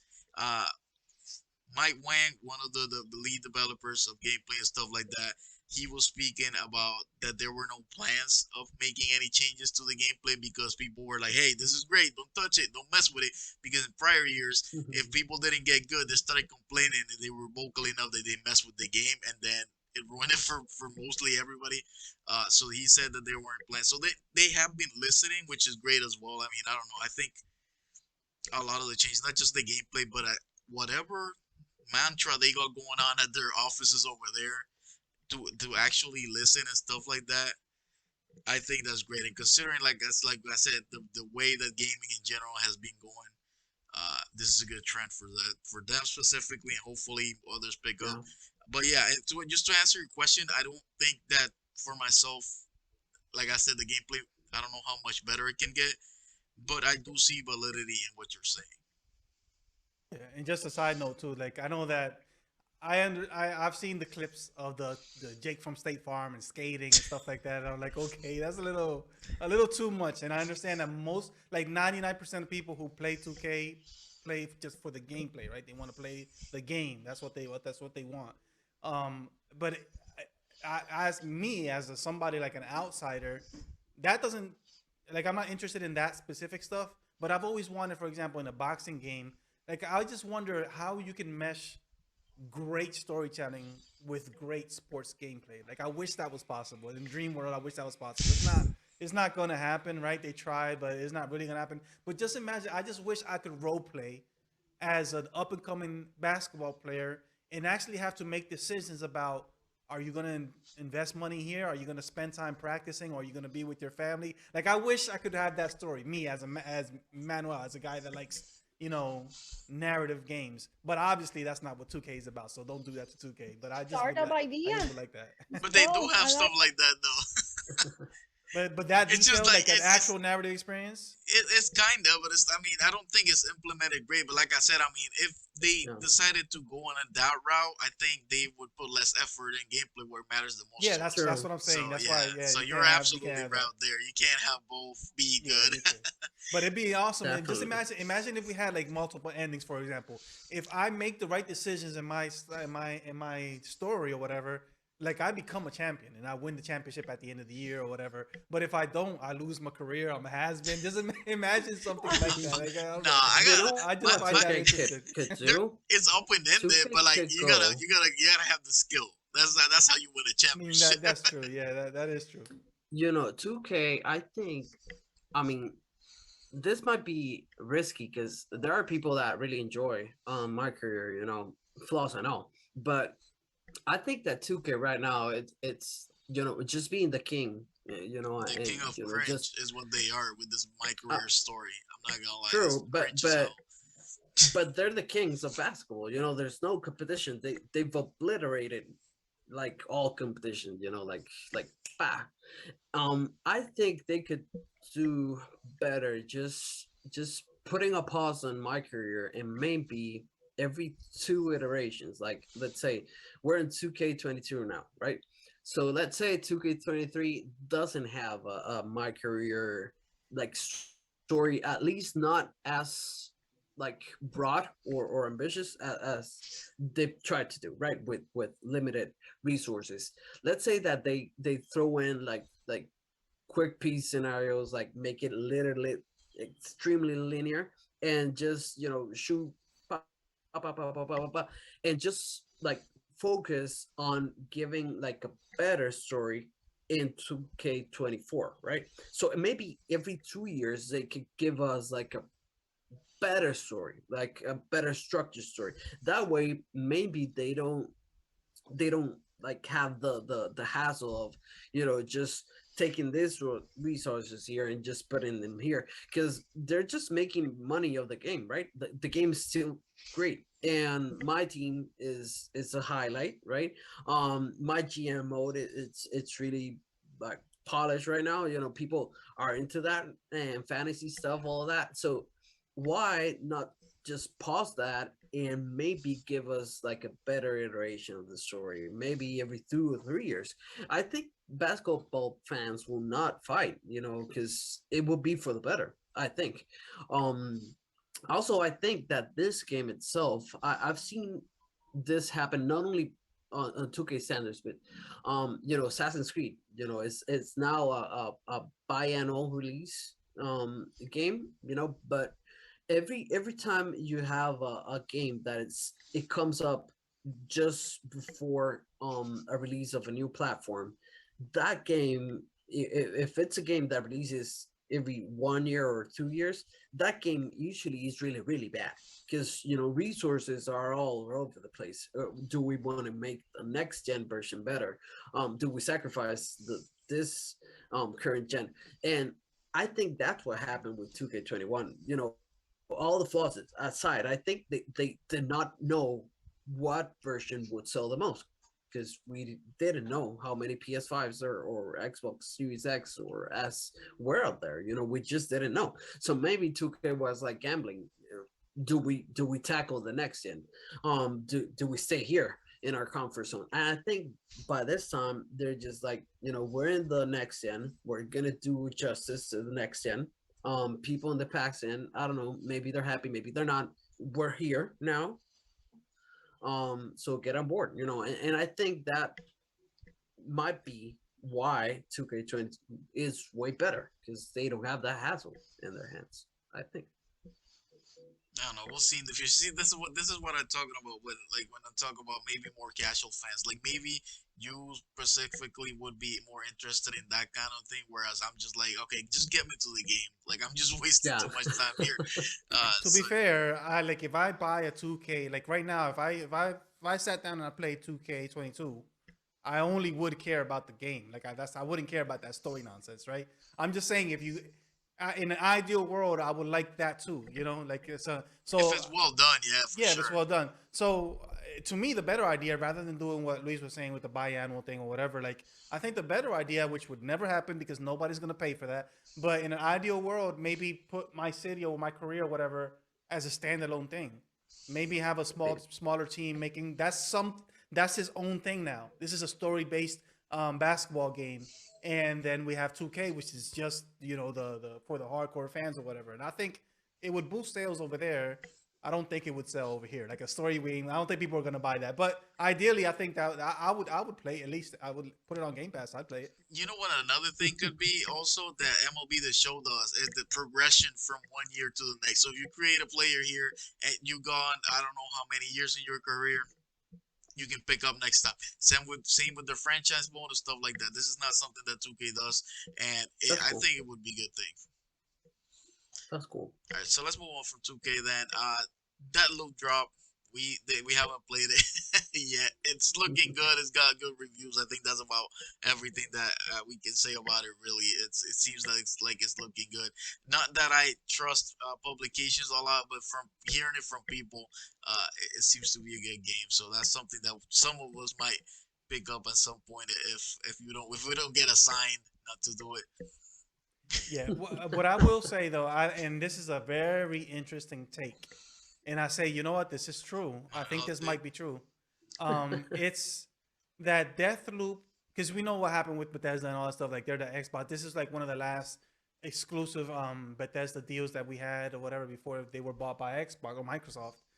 So to me, like we know this game in a year or so. No, I didn't say hot take. This is not a hot take. I think this is not a hot take. I think this is a good take. I was saying I think this is really good. Like I think this is an interesting take on this. I think we can all say that a year from now, this game is going to be on Game Pass, right? This Yeah, game is not going to be exclusive definitely. forever on PlayStation or whatever. And even if it's not, people who go into this game and they say, "Wow, I love this. Like I love this IP. I love this type of game. Who is this studio? Whatever. Like we want to play more games from them." And then you realize, oh, the only way to do it is to be on Xbox. So when you think about it, this game is actually promotion for Xbox and Bethesda over here, right? So the people who like this game and only have a PS5, the only way you're going to be able to play maybe Deathloop Part 2 or whatever from Bethesda in the future is going to be going over to Xbox. So this actually may not be as good for PlayStation as it should be, right? So I think that's pretty interesting. Yeah, That's certainly interesting. All right, so let's see. This is some news that we gathered from the week. EA's patent that they are working on. We spoke a little bit before we started recording. Uh, where you would have take pictures or videos of real life people, and then they have some mesh character that they would put it on, then they would put their clothing or whatnot, just to make what they're saying with this, if I'm understanding correctly, it would make it more realistic, and it would also do much faster. What do you guys think about this one? That's really good. I think that game nowadays are, I remember that games back then were like, you know, they're always like this approach of games is they're just fun. They're just I don't know, pure entertainment. They're just pure joy. But now games are like probably the second biggest industry in income right now, aside from movies. So and that's debatable because games, I think, are actually the I think first the one. number one. I think the number Yeah, one. they're number one in terms of inflation and turnarounds when you put resources in and the outcome. So video games nowadays are this huge part of our culture that it's not just for fun anymore. This like the first forefront of our society, right? These are entertainment right now. And since it's now a staple in everyone's mind, I remember when I was a kid, like my mom, she's not a gamer, right? She's never been. But I remember her saying like, "Oh, you're gonna play Nintendo now." And every console was a Nintendo thing, right? And now when we address games, everyone else plays games, or everyone else is related to games of some sort. Even Candy Crush is a huge thing, and it's $1 billion thing, and we're like, man, games nowadays are so much bigger, but they're so much more expensive to make now, and we as a public are now demanding a whole lot. We me just nitpicking the facial animations of 2K. That wouldn't be me like 10 or 20 years ago. Want to know why? Because that wasn't a thing. Like looking real, that wasn't a thing. You play games and you have fun, and that was it. But looking hyper realistic, that wasn't a thing. So now we have this desires or expectations of these big companies, and we want them to succeed. But then again, it's really hard to make resources. Ruby Cat right here knows that coding is not fun. It's really stressing, and it puts a strain, a physical, emotional, mental strain on programmers, devs, all that. So I think that this, being handled in a proper manner, that this could be a really great tool for people to advance in their visions, without sacrificing much time. Wasn't this already like an idea that has been in place? I think I remember when Kojima was working with the Fox engine, or his team was working with the Fox engine. They could take pictures of rocks and plants and whatnot and just recreate that from that. So I'm assuming this would be then a next step because you can do it out of people. It's not the same thing. So I think it's a good idea and the step in the right direction. It's just gonna make our experience even better if you like that realism. I also am afraid that eventually we're gonna want things so realistic that we're gonna lose that fantasy element that games bring. So I hope we don't go like full on board on like everything has to be photorealistic, or if not, it's not a good game. Because the more and more that we're like getting better at making things realistic and making better graphics, I feel like gameplay and storyline focus has been lost since I was a child until adulthood. That has at least been my experience and my feelings in the matter. We've been focusing so much on how things look that we forget about the experience that games bring to us. Yeah, that's what indie games are for. right? So that's why we support indie games. So in indie games give you that emotional and creative experience that AAA games sadly do not give you all the time, right?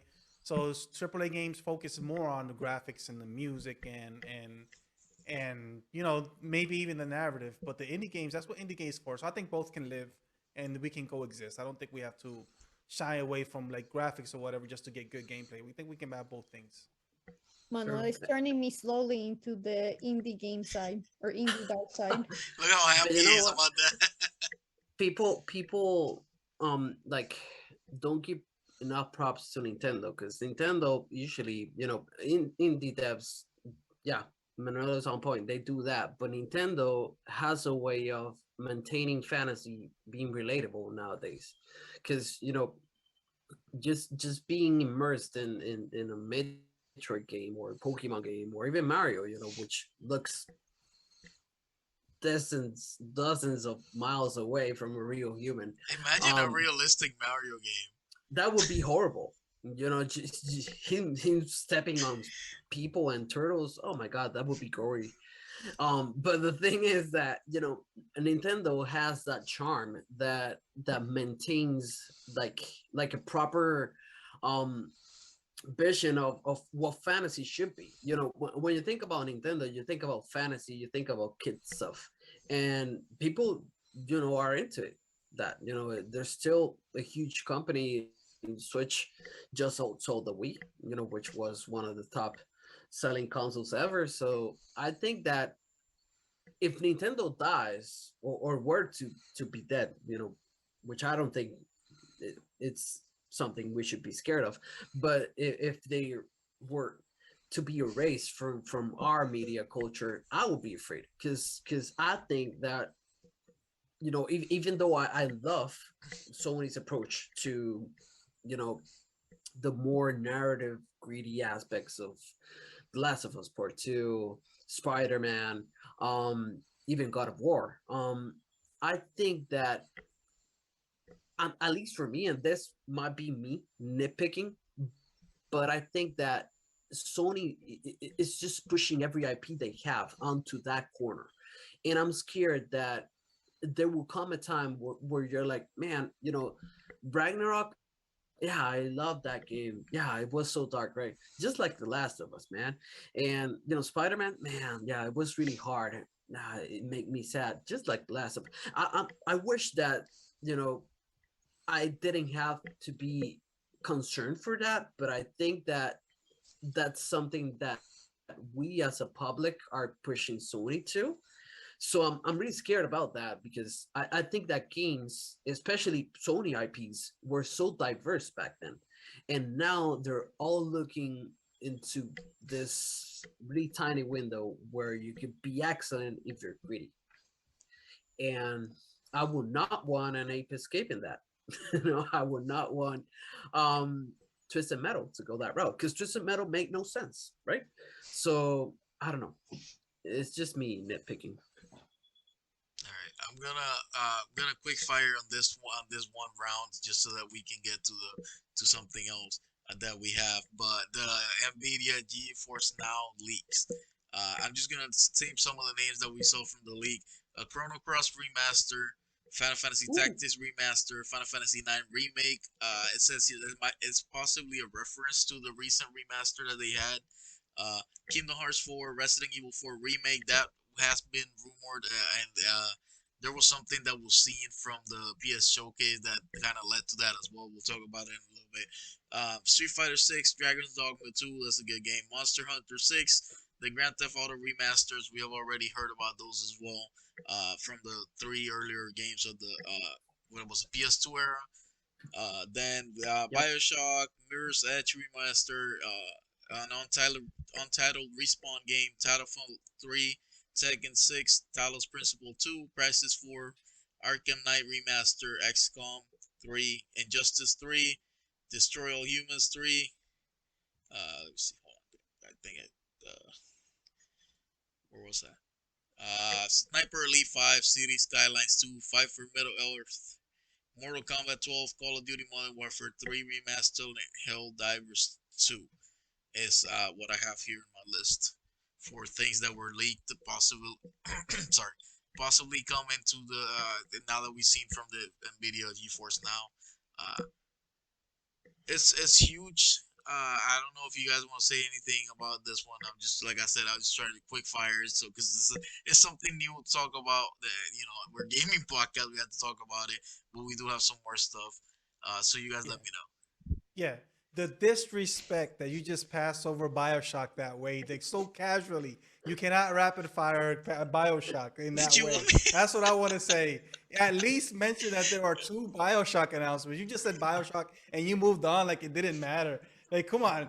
Bioshock RTX remaster. Let's start with that. I told Ruby Cat a few podcasts ago that she doesn't really like first person shooters, right? And I think that's a game that you need to try, right? So if they're gonna remake it or remaster it, then even better. Maybe wait for that one because that's a classic game that I think that is it's first person. You do have guns, but it's not a first person shooter, right? And it has a really good story. So I think that's a good way to start. And then Bioshock 2022, like how hype would we be to get a new Bioshock?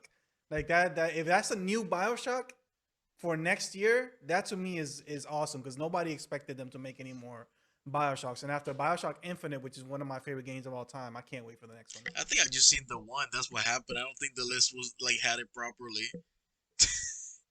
That's what Chrono happened. Cross, man. Let's Chrono make it Cross, happen. yeah. Yeah, I think that game is so I would definitely play so that. underrated, especially in nowadays social collective mind. Chrono Cross. I think I might be wrong in this, but I think that Chrono Cross was the first like butterfly effect game, right?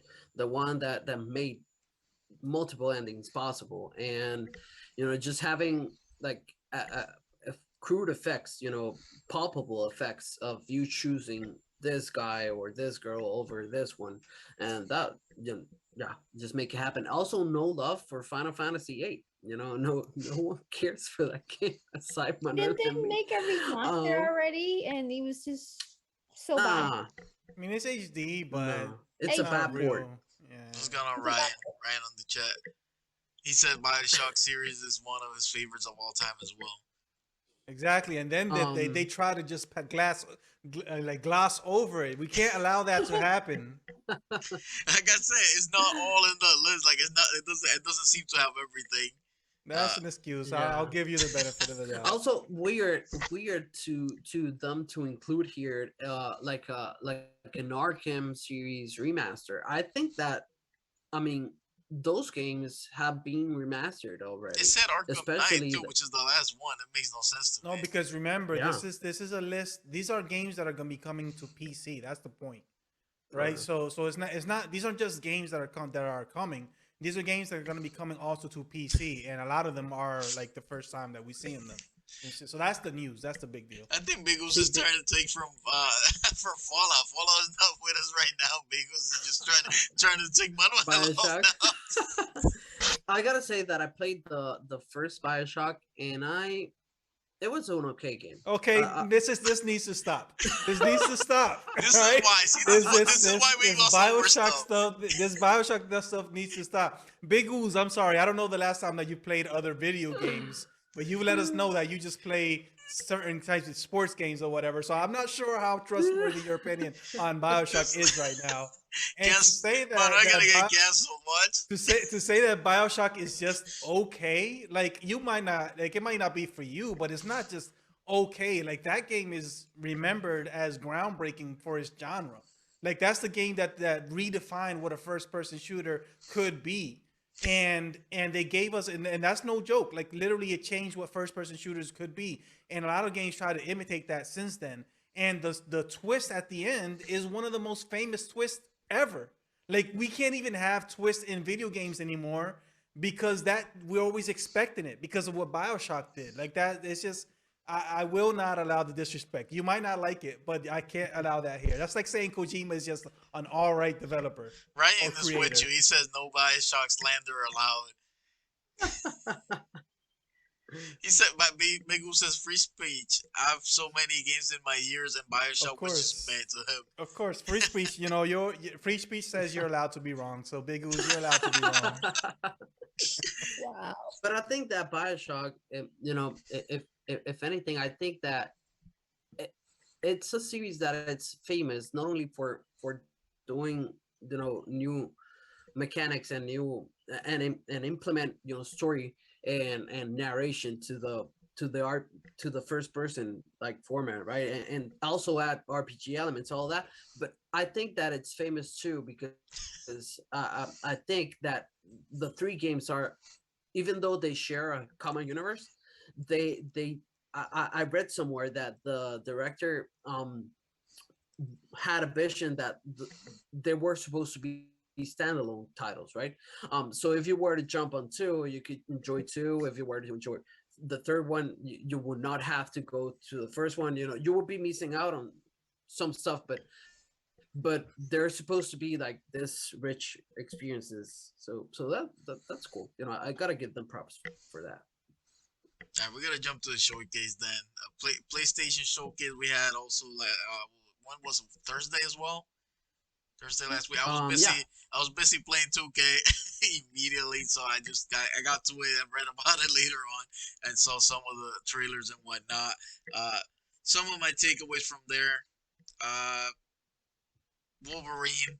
Just we have the Spider-Man game, of course, and we were all looking forward to that one because the other ones were pretty good, really good.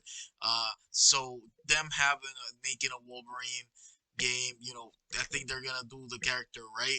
So that's Yep. looking forward to that one. Then, so the Spider-Man, as we mentioned, the Wolverine, God of War Ragnarok.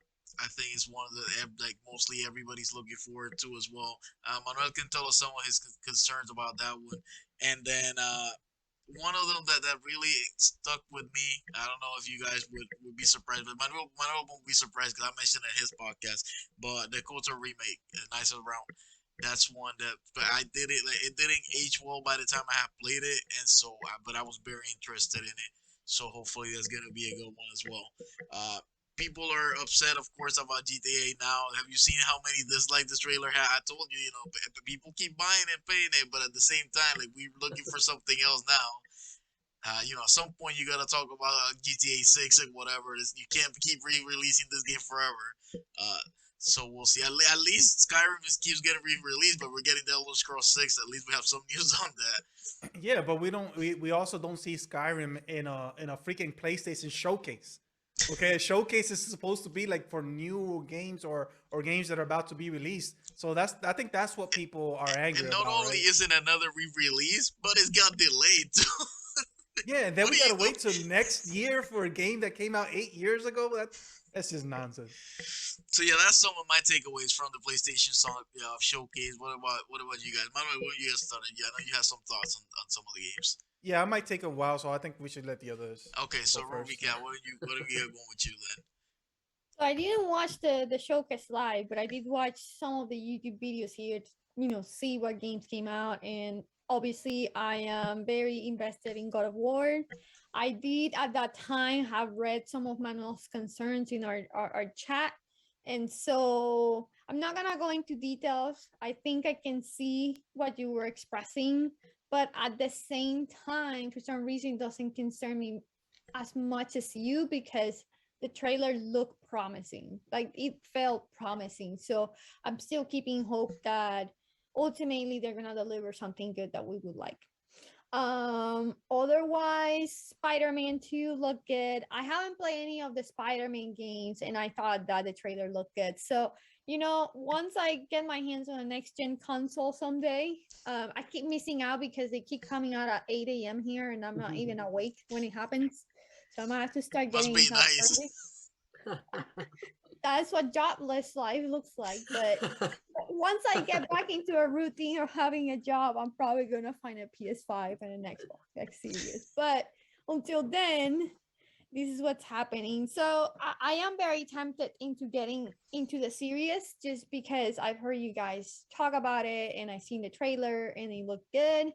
The Wolverine trailer looked good, but I'm not trying to be pessimistic. I need a lot more than what they show to convince me whether it's gonna be good or not. But I hope they do justice to Wolverine. I mean, we've seen some games about like the Marvel franchise that are like hits or flops. So it's always one way or the Mhm. other. So I don't have enough info to kind of make an inference. And let's see, what else did I see? The good news is that Uh, it's not Square making it. Yeah. Did you see the Project Eve? Does that interest you somehow? the Project Eve. I actually didn't see the Project Eve.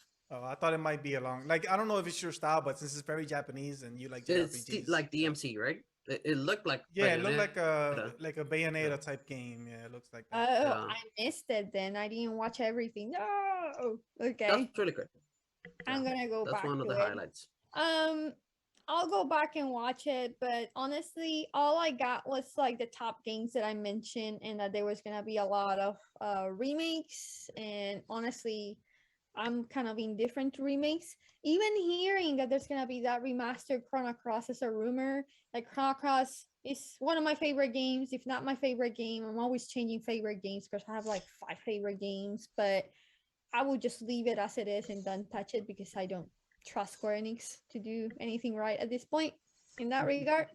But otherwise, I think the showcase was decent. It wasn't like mind blowing. It wasn't bad. It was just decent. I went in with no expectations, so I thought it was better than than zero. What about you, Definitely. Manuel? Yeah, I think I agree with pretty much everything. Like I think it was good. It was good presentation. It wasn't mind blowing. I think that, as I was mentioned in my podcast, I think if they had done this showcase at E3, it would have been a bad presentation.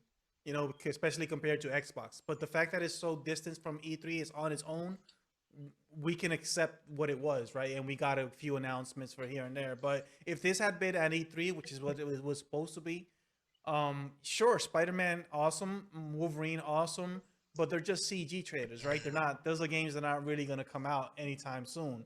And then we got Project Eve, which looks to me it looks really good. Like I'm really interested in that game. But again, that's a no. That's a no. No, nobody knows what that is, right? So my main thoughts are, I want to briefly say something about the Wolverine that Ruby Cat mentioned, and then I want to talk about God of War, but I want to know Luis's opinion on it first. So you said about the Wolverine thing, and I get it. I think that the reason why so many people are so hype about it is because it's Insomniac. So they already have that track record, right? Yeah. They've already shown that they, especially in these recent years, that they make good quality games. Like if you go back to Sunset Overdrive, and then you go Yeah. Marvel Spider-Man, and then you go Miles Morales, and then you go Ratchet and Clank, which was a fine game, but people loved that game. Yeah. And now you get Spider-Man 2, and like people trust these people. These people are really doing a good job right now. You have a really Definitely. excellent point. Thank you. Yeah, I think that Wolverine. What I loved about, I think if any, I think the highlight, at least for me, was the Wolverine thing, because I expect Insomniac to make an awesome Spider-Man 2 sequel. There's a lot of potential there, especially the way that the game ends.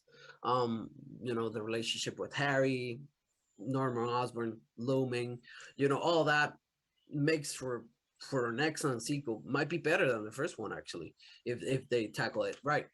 But the Wolverine game, I think it was 2011 when we had a game that it was some sort of tie-in to the Wolverine movie, The the Origins. Origins movie, but it wasn't like a full tie-in because the story was different. That game, I don't remember if that game was an Xbox exclusive. I know I played it on 360. I don't know if it was exclusive, but that game was really great, and it's a really underrated game because it had the rage of Wolverine, it had the grit of the character, but it also had like fun arcadey style approach to whatever his his rage pumping up and his blood rising. So I think that maybe seeing this and seeing that it's set in New York, maybe what Insomniac is trying to do is set up like an Avengers type of universe or the MCU of games in the PlayStation format. And actually, I'm a little scared about that because I think that yeah, they tackle Spider-Man well. Um, Sunset Overdrive is also like a lot like Spidey, so maybe what they learned there, it transcends really well into Spider-Man, and also Miles Morales. Even though they don't share the resources, neither the maps or the anything, you could see some elements applied to Ratchet and Clank too.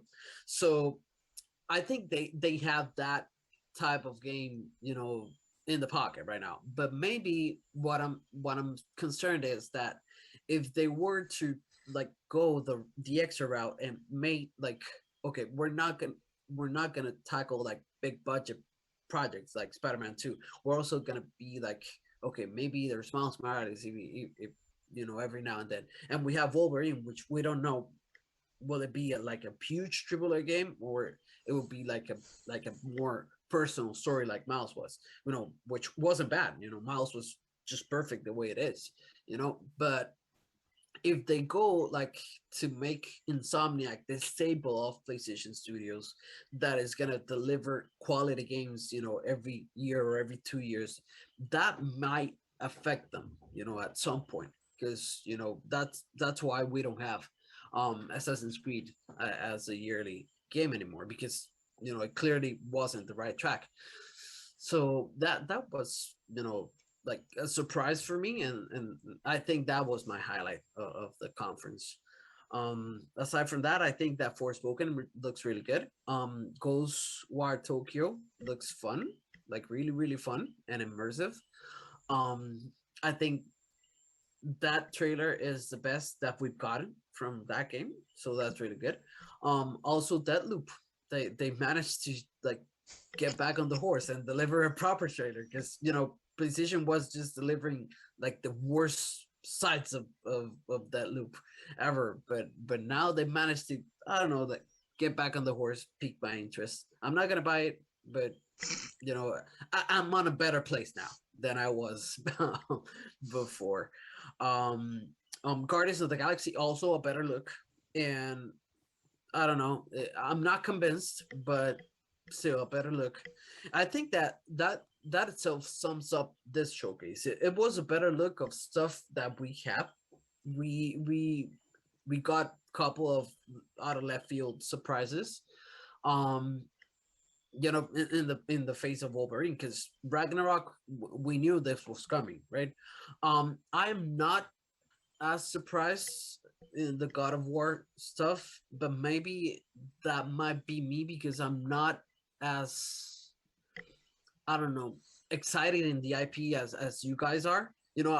I played the game. I did not finish it, but it seemed repetitive, and I saw that this trailer right here. The only concern that I have, aside from the visuals, that they don't look as great as they were back there. Um, I think that it looks repetitive, as in some aspects, at least from what I remember from the throwing the accent. That was fun, but it dies off. After a while. I know it changes up in a later game, but at first it was a little tiring for me, and that's my only concern about this game. I know that God of War is an action game, but since they're rebranding it as a narration, like heavy narrative, story driven game, I fear that they're gonna go the extra route. Like, no, it's gonna be like more fast paced now, because people, um, you know, just wanted more gameplay. Because I haven't seen. I'm on the minority side, but I've seen people like complain that they wanted more action of the game. That's something. So I don't know, but I'm not objective. I'm on the minority here. Um, Actually, I don't have a lot. I don't have a lot more to say about the showcase than what you guys. I agree with pretty much with almost everything that you guys have said, except for Lisa's God of War take. But we've talked about that before. So to each his own. But my only worry about God of War, the next game, I think it has a lot to do with my expectations. Right, some of them is my expectations. Some of them is I'm a little concerned with what's going on in the development side. In terms of my expectations, I mentioned in my podcast that I was hoping for The Last of Us and The Last of Us Part Two, right? So I was hoping for that jump between God of War and God of War Ragnarok. I was hoping we were gonna get a leap in I don't know, in graphics and everything. And I guess that's unrealistic considering that The Last of Us and The Last of Us Part Two were like years apart, right? And they didn't work on it immediately. Whereas Ragnarok, they've been working on it pretty much since they finished 2018. So I guess as part of it is my expectations. Like when I saw the trailer, I was like, visually, it looks fine. It looks like God of War. It doesn't look better, right? It doesn't look like better than what I expected. But my main concern is this is the reason why I didn't like the trailer, even though I agree with Ruby Cack and Luis. And like it was a good trailer. It doesn't look like a bad game or anything. It just doesn't. They weren't able to show the tone of the game. Like, what is the tone of the game? Because the trailer seems like an action game, but God of War 2018 was more of a narrative experience, right? So I'm worried that tonally we're not going to get the conclusion that we need. And then the other aspect is that this is something that I predicted, right? I predicted that Cory Barlog was not going to be the director of the God of War Ragnarok, and they've confirmed it. And my concern with that is the reason why 2018 was so good, God of War 2018, was because it reflected Cory Barlog's life, right? The stuff that he had lived in his own life. So we got the original God of Wars, which also reflected a young Barlog and young people in general that we, as men especially, not to be, but men especially like that all action and sex and all that stuff. Like people like that, so that's what those games were. But then people like Corey grew up and they got married and have kids. So he's changed. And God of War 2018 reflects that growth, right? It reflects that change. Not just in Kratos' story, which is why I want Luis to finish it. Because I think there's something in the game that is going to touch you deeply, especially as a father. And it has nothing to do with Kratos and Atreus. It's another story that is really, really emotional. And I think you're going to love that scene towards the end of the game. But when you take something like that and now you hand it over to somebody else, how do you preserve that meaning that like it's not special anymore because it's not something personal, right? Like Yeah. how can somebody else take something that's personal to you and make it just as personal? I don't think that's possible. Like as I don't no disrespect to whoever the director is and everybody else, it's still the same team, right? And it's still a lot of a quality developer, but at the end of the day, you took somebody else's personal story and now you're trying to finish it without him. And that's what worries me, right? It worries me that this is not going to finish the way they built it up in 2018. Like the way they built up 2018, the ending of that game, it builds it up in such a way where you're like, wow, this is where they're going with it. And it doesn't seem like they're gonna be able to do that in one game. I don't think they're gonna be able to do that. But I might be wrong. I hope I'm wrong, and we'll see. When they label this as the end of the Norse saga, do you guys think that maybe this is not the ending of the God of War saga, but just like the proper send off to Kratos, and maybe just put Atreus in the center stage, and he's gonna be him from now on, because I don't think that Santa Monica will abandon this IP, especially not after like the huge numbers they did with 2018, right? Because that's one of the highest selling games, um exclusives on Sony side. So do you guys think that maybe Ragnarok will just wrap up Kratos and is gonna be a proper send off to him? I think only Ruby Cat and I have finished the game, right? You finished the game, Yeah. by the way. Yeah, I think you and I only. So you know how that game ended. In my opinion, I mean, yes, because how do you give up on something like God of War, right? How do you just abandon that? Maybe you give it a break for a few years or whatever, but eventually they're probably going to come back to it, or somebody is. But in my opinion, I wonder how do you keep calling this game God of War then with Atreus? Mm-hmm. True. Um, and there's reasons for that, right? But I don't know what Ruby Cat thinks, and I don't want to spoil it for if you guys eventually want to play it or whatever. I just don't see how can it be called God of War without Kratos anymore. I don't know. I just don't know. I don't think it will work without Kratos. Um, and to be honest, the way the game was set up, it seems like there's more. I don't think this is the correct word. What I'm gonna use. I don't want to say eras or dimensions or other like mythical, like mythologies or something that we haven't explored. No. And it seemed like you could get access at some point to them, but you don't because that's not part of the story that they're telling. So I think there's a lot more to explore within the game. Where like Kratos can be the center and he can be a god or not a god or I don't know, kill more gods in other like stories, mythologies. I'm not sure, but that's how I felt when I finished the last game. That there was so much more that they could cover if they wanted to. But Yeah, I don't know I if think they can, right? And I think realms is the word maybe you're looking for. I think they call them realms. realms. Yeah. So Thank I yeah. So I agree with that. And we always say, oh, this can't work without that, right? So maybe it's just us since all we've known is Kratos. We can't envision God of War without Kratos, right? At the same time, I hope this is my hope. This is a prediction, and I think it's very obvious prediction. This is not like something out there, but my hope is that this is the end of Kratos. Period. Like that's my Mhm. hope. My hope is that they finally give him a rest, right? That I think that he's lived to so much already. Like this is a good time to bring him to the end. Can God of War continue without Kratos? I think the world can, especially if you deal with other mythologies. But actually, you know what? I changed my mind right here. I'm gonna say like this. I think if you since you can tap into other mythologies, you can have a God of War in other mythologies. So I think that they can bring a new character, and we can live that, and it can be just as good or even better. So I take it back. I think this can continue to strive to thrive without Kratos. I think that from the trailer I gathered that like the son wanted to fight Yeah, and wanted I to don't go want to all play the as way. Atreus, to be honest. I don't want that.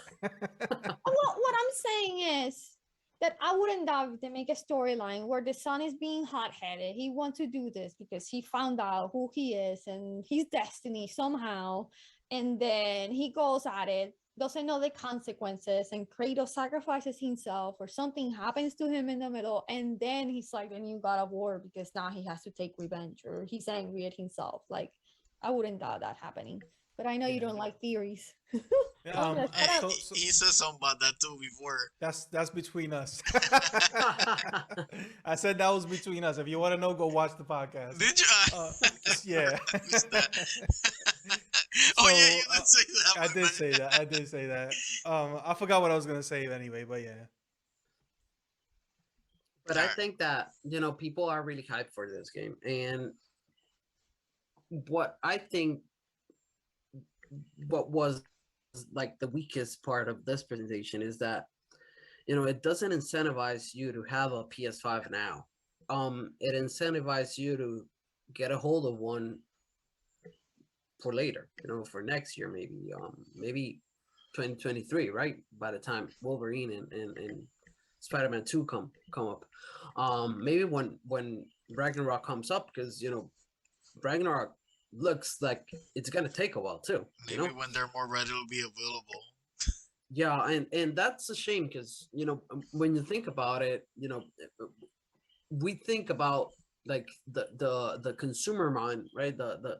The social mindset that we have right now is that the PS5 is something that you should have right now. You're missing out. You're late in the game. We have all of this, and it's not that we don't have games to play. I'm not saying that. I'm just saying that you know right now, aside from Deathloop, maybe, right, and 2K22 and shooters that are gonna come up this holiday, there's not a lot to look forward to on the PlayStation side for the next 6 or 8 months, right? Not big AAA first party titles, not exclusive titles. They will come up eventually because they did get here on their promise that no, PlayStation is still gonna be the house for top tier AAA story driven games. They're still the focus that we're on, but we don't have titles, right? Title dates aside from Forbidden West, which is coming. I don't think like January or February or February. so. So if something, if anything, right now you have on the Xbox side people like, no, we have Back for Blood, yeah, it's coming out. We have Forza, yeah, it's coming out. We have Halo, yeah, it's coming out.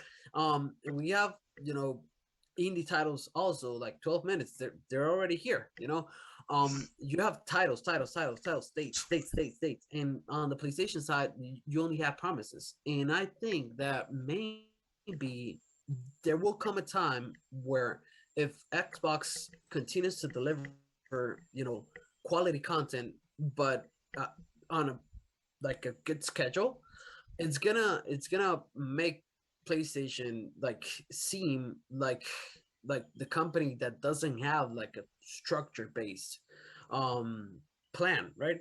Because it's all promises right now, and it's sad because I own a PS5, but there's nothing like on the horizon, at least not for me. Aside from Forbidden West on January, even Nintendo has Pokemon and Metroid, for this year at least. And it's a shame because PS5, it's still outselling Xbox, and I don't know why. Well, the That's answer, I mean, there's a few answers to that. I mean, it's not good to get into like a Xbox versus PlayStation debate or whatever. I don't want to be that guy. But to be honest, yes, we got Forza. Forza is a very specific audience, right? So it's not really like gamers aren't buying Xbox for Forza unless you're a Forza fan. So I think the only thing that I mean that Xbox actually has this year is Halo, and it's gonna be big. But let's be honest, it's also unfinished, right? They're putting it out because they have to, because if not, they wouldn't have anything for this year. So yes, PlayStation doesn't have something big for the end of the year, but we've had huge releases up to this point. Xbox has not. Has Xbox put out a big release this year that I know of? well, you know, the medium started off No, that the doesn't year. count. It, That's a it that's wasn't a it double wasn't A as game, right? And it's Game strong. Pass. But anything big, Psychonauts triple A 2. game. Yeah, Psychonauts. Um, That's a good one. Psychonauts. let's see. Um, I think they're all coming like from here on out to February, because I Yeah, but think like the big ones are coming out. like So yeah, my concern is that, and you're true. We had Returnal. We that's what I was gonna had say. The Xbox doesn't have any big releases yet. And the only big release, I mean, Forza is included. I include that. But the only big release for like gamers in general would be Halo, and it is an unfinished version of Halo, right? So that's just 2021. We know that Xbox got a lot for 22 and onward, but I don't like when you look at PlayStation. Like we've just had the Spider-Man remaster, and we had Miles Morales at launch, right? At yeah launch, which was for both consoles, but it was PlayStation 5. It was touted as that way. And then we had when it comes to exclusives, we had Returnal, like you said, which was a big game. We had yeah Ratchet and Clank, which was another big game. Is one I think it's one of the highest seller franchises in PlayStation history. So maybe you and I didn't really enjoy that game that much, but it's a big game, right? It's a big AAA Insomnia game or whatever. And there was one more game. They've had three huge releases this year. I agree with you. They don't really have another big release for the end of the year, but then they start off next year with Horizon, which was Horizon. Yeah, the biggest selling IP in PlayStation, I think, recent history, new IP or whatever. yeah. And then we had Deathloop as well, which is in PlayStation exclusive this year. So I just think that it all boils down to, in all honesty, I keep saying I think if it wasn't for Game Pass, I don't think Microsoft would be even close to where they're at right now. I think that being Game Pass is still the best experience and the best value for your money, and PlayStation needs to get on it fast because if not, they're gonna get left in the dust. But if we're comparing like who has the bigger games, up to this point, I think PlayStation is still number one in that degree, and then Nintendo as well, right? Nintendo does its own thing, but Microsoft and Yeah. Xbox, I still think PlayStation is the one because the Bethesda deal is the biggest thing that Xbox got right now, and that's just promise. Like we have no idea what they're gonna put out in the upcoming years. So I don't 100% agree with you. I think that the biggest thing they have is Halo, and if not for that, they don't have anything else. Do we have to change the I disagree to I don't 100% agree, or is that because Rubica said it earlier? You don't put me in the box. I'll change it up every podcast. He started to mix it up. That's, I actually did we a see you though. You're meme. doing it. You're still kind of doing it. You're not 100% doing it, but you're kind of doing I think that I wish that we had more dates because I Uh, think that Demon Soul was that, the one I was thinking. I'm sorry. yeah, Demon Souls, yeah, we had that. And we had Gothel too, right? I don't know what happened with Gothel. I don't know, it died off. But I wish that we've had like more dates to just theorize about, because I think that maybe COVID hit the gaming industry so hard that we're still not like in a proper mindset, just to realize how COVID affected our gaming schedule, you know, in developing factors and all and whatnot. I think that, you know, when you think about 2022, I wonder if that year will be great to gaming as 2021 was, or if it will, it, or or will it be like, I don't know, like 2018? Like we had like two bangers up front, but then nothing else. I don't know. I don't know. 2022 seems like a weird year.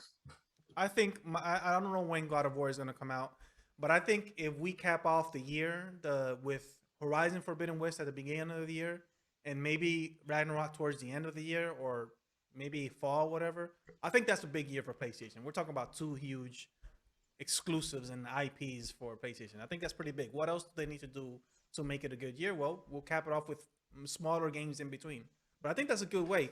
Let's get Halo out of the way. What does Xbox got for next year in terms of big IPs that are done Um, right now? Dates, like you know these things are coming out and they're gonna be huge games. What does Xbox yeah, have for next year? I remember. I'm gonna look it I up don't right now remember just in the case. name right now, but the game that's been rumored that we don't. I mean, it has like like a window. I think fall 2022. The one that's set up in space. I can't remember the name right now. That game Starfield. again, that's just promise though. Again, that we haven't seen anything from that game. That's what you're saying. You're Yeah, criticizing that from that's just the game that we haven't seen anything about. So I don't know about that one. yeah. You're On the not even that Nintendo much side, excited about it because you don't remember what name the name of it. no. I'm I not mean, playing it. it's I'm not not for gonna me. play it. It's Yeah, not for me exactly. because it's not something that I'm like just entranced to. But I think that I think that we don't have nothing for 2022 because Xbox just promised a lot for this year, right? But I think that there will be big bangers on their side too. Nintendo, is going to start off with Arceus, right? And it might end up with Breath of the Wild too. So that might be a great year for Nintendo too.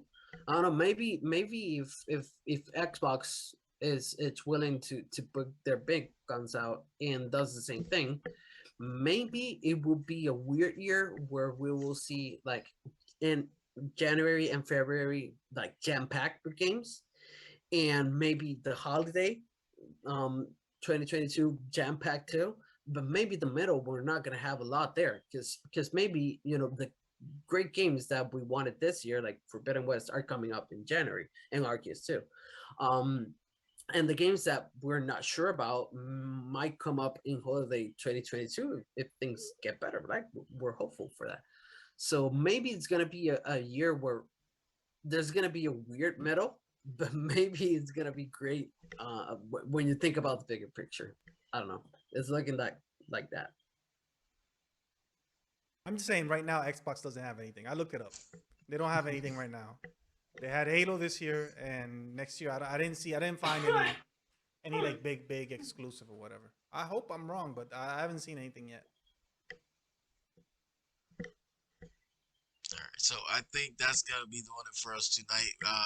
We'll be back. We should be back next week on Tuesday night, as you all know. No matter what game comes out, Tuesday night is No Name Podcast night, so we should be back. We're gonna have some good topic for next week as well. We already have it set up, so we should flow accordingly. Uh, I will be back later on the week playing some 2K, and hopefully I'll get started with God of War. But we'll see how that goes. Uh, and yeah, that's good. That's the plan for the upcoming week. Thank y'all for joining us as always, and y'all have a great night.